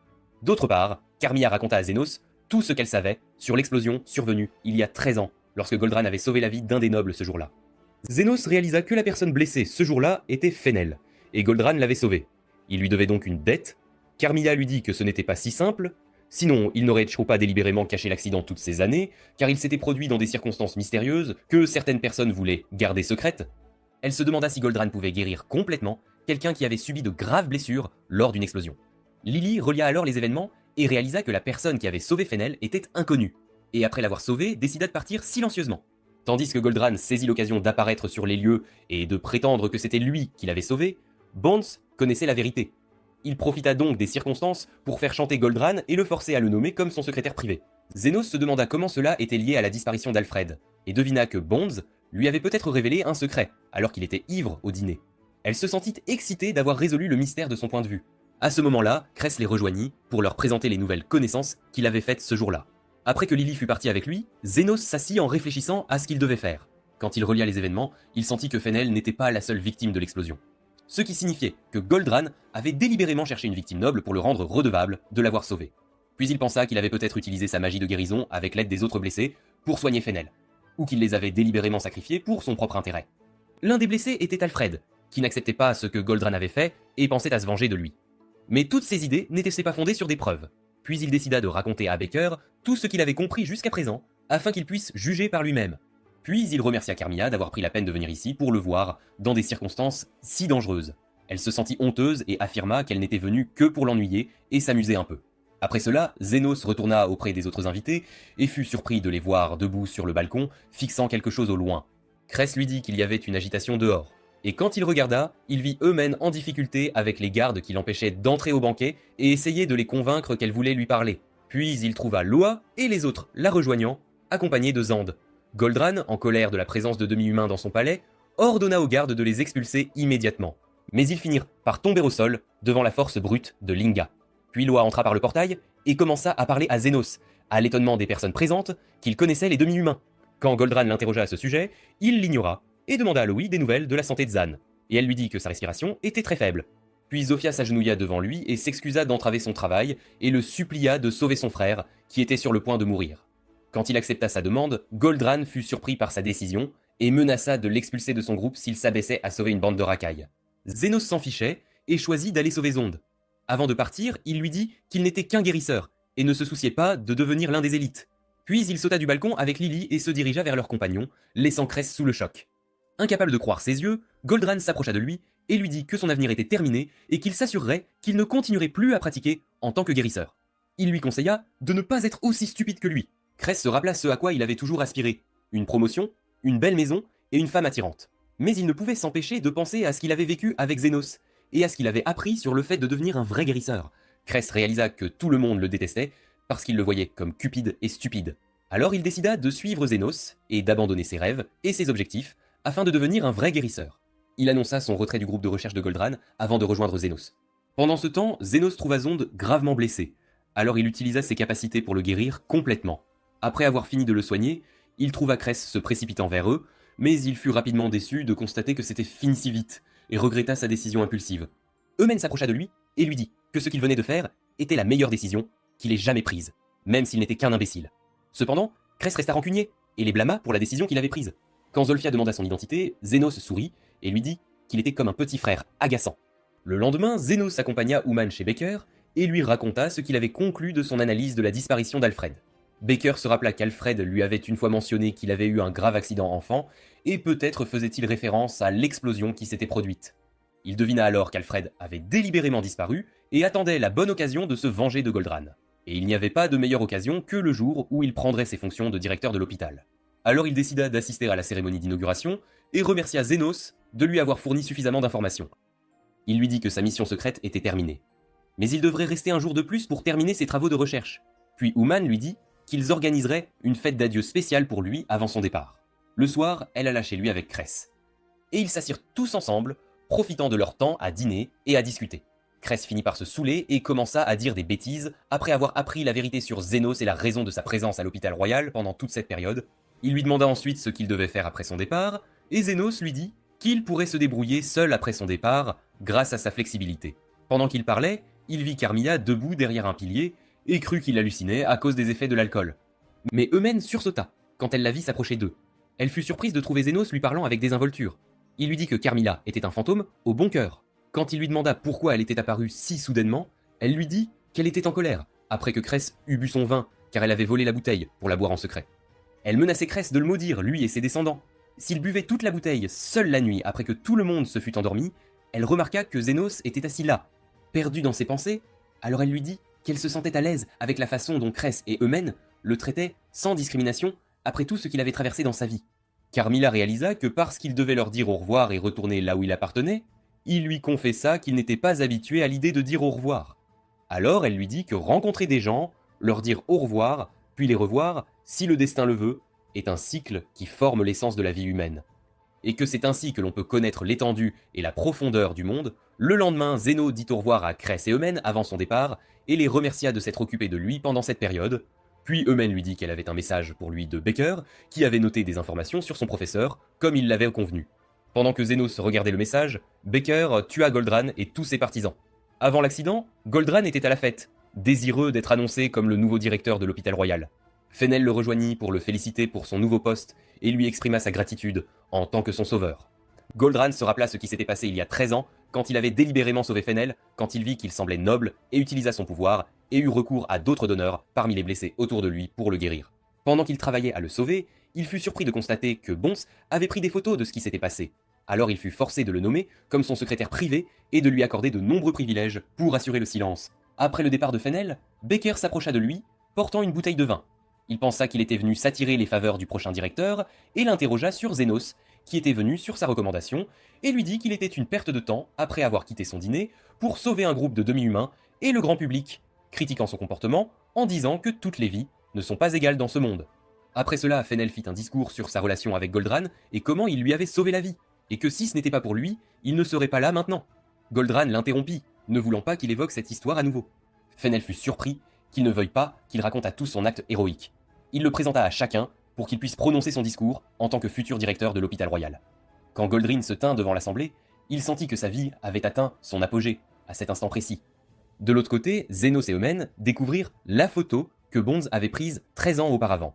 Eumène remarqua que parmi les victimes de l'explosion se trouvait un jeune homme ressemblant étrangement à Alfred. Elle fut surprise de voir une femme aux cheveux courts, souffrant de multiples blessures qui lui semblaient familières. Pendant ce temps, Goldran reprit connaissance et fut stupéfait de constater que tous les invités de la fête étaient morts, puis il vit Becker s'approcher pour lui révéler qu'il avait mélangé du poison au vin que tous avaient bu, un poison qui provoque une perte de conscience jusqu'à ce que la personne meure progressivement en l'espace d'une heure. Il ajouta qu'il lui avait délibérément administré une dose légèrement plus faible pour voir combien de temps il pourrait tenir. Goldran fut choqué de cette trahison, et quand il lui demanda ce qu'il cherchait, Becker lui répondit qu'il tentait de recréer l'instant qui s'était produit 13 ans plus tôt. Il fut surpris qu'il sache ce qui s'était passé à l'époque. Alors Becker lui expliqua qu'il avait eu des soupçons, mais les avait confirmés grâce à Zénos. Il ajouta qu'il avait utilisé la drogue dans le vin pour forcer Bonds à parler, et s'estimait chanceux d'avoir trouvé la photo prouvant ses agissements, car il s'avérait que Bonds en avait gardé une copie et ne l'avait pas entièrement détruite. Il accusa ensuite Goldran d'avoir délibérément sacrifié la vie d'autrui dans l'explosion pour sauver celle du noble Fenel, conformément à sa maxime selon laquelle les vies ne sont pas égales. Goldran tenta de se justifier en affirmant qu'il serait mort de toute façon. Becker lui révéla que sa fiancée Faye figurait parmi les victimes qu'il avait sacrifiées pour Fenel. En plus d'Alfred, Goldran réalisa qu'il nourrissait du ressentiment depuis tout ce temps, attendant le moment propice pour venger la mort de sa fiancée. Becker lui dit alors qu'il aurait besoin d'une grande force pour empêcher le poison d'agir dans son corps, et lui demanda qui il choisirait de sacrifier et qui il sauverait. Goldran se sentit pris au piège et tenta de négocier, lui offrant l'antidote en échange d'une peine plus clémente. Becker but le reste du vin empoisonné devant lui et lui dit qu'il avait désormais une option supplémentaire, croire qu'il possédait réellement l'antidote et qu'il le sauverait. Goldran ressentit de la colère et commença à se diriger vers les corps, réfléchissant à qui il sacrifierait. Il décida alors d'utiliser ses disciples pour se soigner lui-même. Becker lui dit qu'il pouvait sauver beaucoup de monde car il possédait le plus grand pouvoir parmi eux tous, sa dose de poison étant la plus faible. Goldran lui répondit que sa vie était plus précieuse que celle des autres guérisseurs et que leur but était de le servir. Becker réalisa qu'il croyait toujours que les âmes n'étaient pas égales, puis il commença à se sentir faible. Il fut alors surpris par l'arrivée de Zénos, accompagné de Crès et Ouman, qui lui annoncèrent avoir trouvé la photo dans sa chambre. Quand ils apprirent qu'il avait empoisonné tous les invités de la fête, ils lui demandèrent pourquoi. Il leur expliqua que lui et sa fiancée Faye étaient guérisseurs novices depuis 13 ans, et que sa fiancée aimait son travail et espérait sauver autant d'âmes que possible. Quand il apprit sa mort dans l'explosion, il fut submergé par le chagrin et vécut dans un état de choc profond. Il ajouta qu'il aurait continué à avancer et à sauver de nombreuses personnes, comme elle l'avait espéré, si ce qui s'était passé n'avait été qu'un simple accident fortuit. Cependant, avant de disparaître, Alfred lui avait révélé que l'accident était intentionnel et que Goldran était impliqué. Il exprima alors sa colère de ne pouvoir venger sa fiancée, faute de preuves et à cause de la disparition d'Alfred. Il décida donc de solliciter l'aide d'un nouveau visage, Zenos, pour le retrouver, ou du moins réussir à infiltrer le dîner et obtenir des informations. Cress ressentit du ressentiment, même s'il compatissait avec Baker et sa peine face à ce qui était arrivé à sa fiancée. Cependant, il condamna Baker pour avoir empoisonné des innocents afin de se venger, lui rappelant que leur rôle de guérisseur était de sauver des vies, non de provoquer leur mort. Zenos fut d'accord avec lui et décida alors de répondre à la question de Baker, qui lui demandait quelles pièces il ramasserait s'il y en avait beaucoup par terre. Il lui répondit qu'il les ramasserait toutes. Baker fut surpris qu'il ait l'intention de sauver tout le monde, et quand il lui demanda pourquoi, il lui expliqua que s'il n'intervenait pas, il finirait par provoquer un massacre, et quelqu'un serait davantage blessé si cela se produisait. Puis il se tourna vers Uman et lui dit qu'il sauverait tout le monde en échange d'une fête d'adieu, car personne ne lui avait jamais dit être triste de le voir partir, et il finissait toujours par être renvoyé. Baker lui répondit qu'il serait difficile de préparer l'antidote sans connaître les ingrédients du poison. Zenos pensa qu'il n'avait pas assez de temps pour cela, et utilisa son pouvoir à grande échelle pour soigner tous les blessés d'un seul coup. Pendant que Baker parlait, il fut surpris que Zenos ait également utilisé son sort pour le soigner lui-même. Zenos lui dit qu'il avait décidé d'engager une course d'endurance entre le poison et sa magie de guérison. Eumen et Crest décidèrent de l'aider et commencèrent à soigner les personnes infectées, une par une, tandis que Zenos se tourna vers Baker et lui dit d'être reconnaissant que ses disciples réparent ce qu'il avait gâché. Baker n'arrivait pas à croire qu'il puisse continuer à utiliser le sort de guérison aussi longtemps. Puis il se rappela ce qu'avait été sa fiancée Faye, une jeune femme noble aux objectifs élevés, mais qui avait fini par mourir à cause de l'avidité de Goldrin. Il ne pouvait donc supporter l'idée de devenir un méchant comme lui, le prochain directeur de l'hôpital. Alors que les gens reprenaient progressivement conscience, Baker se demanda si toutes les âmes avaient réellement la même valeur. Il sentit que cette question le consumait sans qu'il s'en rende compte, et il eut le sentiment qu'Eumen et Cress avaient en quelque sorte hérité de l'esprit de sa fiancée Feya dans leur quête désespérée pour sauver autrui. Après cela, tout le monde reprit connaissance, et Goldrin resta inconscient, car Zenos ne l'avait délibérément pas soigné. Quand il lui ordonna de le traiter, Zenos lui répondit qu'il ne faisait plus partie de son groupe et n'était plus obligé de suivre ses ordres. Il regarda autour de lui et demanda à ses disciples de le sauver. Puis ils se rappelèrent qu'ils avaient eu l'impression que leur vie s'épuisait pendant qu'ils étaient inconscients, et ils soupçonnèrent que Goldrin avait l'intention de les sacrifier. Alors Zenos s'approcha et lui dit qu'il se sentait épuisé, il recevrait donc un paiement supplémentaire pour le soigner, puis il lui tendit un morceau de papier avec le prix qu'il désirait. Goldrin ressentit de la colère et refusa de payer. Zenos était sur le point de partir et de le laisser mourir. Il n'eut donc d'autre choix que d'accepter de lui verser la somme exorbitante, puis il vit Fennel debout derrière lui, le fixant du regard, et réalisa qu'il s'était complètement exposé. Le lendemain, Baker subit un interrogatoire, et une fois celui-ci terminé, il découvrit qu'Eumen et Zenos étaient venus lui rendre visite. Il leur dit que c'était la première fois qu'il était interrogé, et quand il leur demanda comment ils avaient obtenu la permission de le voir, Zenos lui répondit qu'il avait un vieil ami dans la garde royale. Krishna les rejoignit alors, et Baker fut surpris qu'ils se connaissent. Zenos lui dit qu'il était venu avec Yumin pour lui poser quelques questions, et Yumin lui demanda aussitôt s'il avait vraiment empoisonné tout le monde lui-même la veille. Il avoua qu'il avait eu l'intention d'utiliser du poison pour créer une situation similaire à celle qui s'était produite 13 ans auparavant, afin de forcer Goldran à avouer ses crimes sous la pression. Cependant, il n'avait pas eu recours au poison, mais avait plutôt administré une drogue qui provoquait une paralysie temporaire du corps et présentait les mêmes symptômes que le poison. Il ajouta que lorsqu'il avait bu le vin et commencé à se sentir fatigué, il avait cru avoir mal évalué la concentration de la drogue. Mais il réalisa vite que quelqu'un d'autre avait altéré le vin, et y avait ajouté une substance différente, et que cette personne était très probablement Alfred. Néanmoins, Baker insista sur le fait qu'il était toujours coupable, car il savait qu'il y avait du vrai poison dans le vin, et ne se souciait pas que tout le monde, y compris lui-même, meure pour obtenir sa vengeance. Krishna leur dit qu'elle pouvait user de son autorité pour le libérer, puisqu'il n'avait pas eu l'intention d'empoisonner les autres. Eumen la supplia de faire tout son possible pour le libérer. Alors qu'il s'apprêtait à partir, Baker demanda des nouvelles d'Alfred, qu'il avait rencontré plus tôt. Zenos répondit qu'il avait vu Alfred sur la photo et qu'il était difficile de croire qu'il ait survécu à l'accident, donc sa disparition resterait un secret. Baker le prévint qu'il pourrait se venger sur lui la prochaine fois après qu'il ait ruiné son plan de vengeance. Zenos pensa qu'il voulait éviter les ennuis, mais si Alfred réapparaissait, il lui enverrait une facture pour tout le chaos qu'il avait provoqué. Après son départ, Krishna avoua qu'elle était jalouse que Zenos se soit donné la peine de venir le voir ici. Il lui dit qu'il l'avait probablement fait pour Uman, car elle travaillait dans son laboratoire et était la fille de sa sœur, ce qui rendrait la situation délicate pour elle de l'accuser de meurtre. Zenos pourrait donc vouloir prouver son innocence pour elle, puis il se rappela quand Zenos lui avait dit qu'il ramasserait toutes les pièces et il réalisa qu'il avait sauvé tout le monde, y compris Eumen et Goldrin, qu'il aurait pu laisser mourir, ce qui faisait de lui une personne exceptionnelle. Il fut surpris quand Krishna lui dit que cela signifiait qu'il était lui-même l'une de ses pièces, car il voulait le sauver et le disculper de ses accusations. Pendant ce temps, Alfred observait Zénos de loin et sentait qu'ils continueraient à s'opposer à Zénos et à se gêner mutuellement. Il pensa qu'il profiterait de l'expérience de Baker et recueillerait des informations plus utiles si Zénos n'interférait pas. Il s'avéra que le corps d'Alfred avait été possédé et utilisé comme réceptacle pour un démon. Le lendemain, Zénos se prépara à partir, retournant à sa clinique abandonnée avec Lily, et fit ses adieux à Oumen et Cress. Oumen exprima son mécontentement face à son manque de reconnaissance, car toutes les victimes de l'empoisonnement étaient à moitié conscientes et n'avaient aucune idée de ce qui s'était passé. Il désigna l'enveloppe dans sa main et lui dit que c'était une récompense suffisante pour ses efforts. Il monta ensuite dans la calèche et jeta un dernier regard à l'hôpital royal, un regard d'adieu. Quelques heures plus tard, il retourna à sa clinique et fut chaleureusement accueilli par tous. Il reprit son travail habituel, aidant et soignant tout le monde en secret,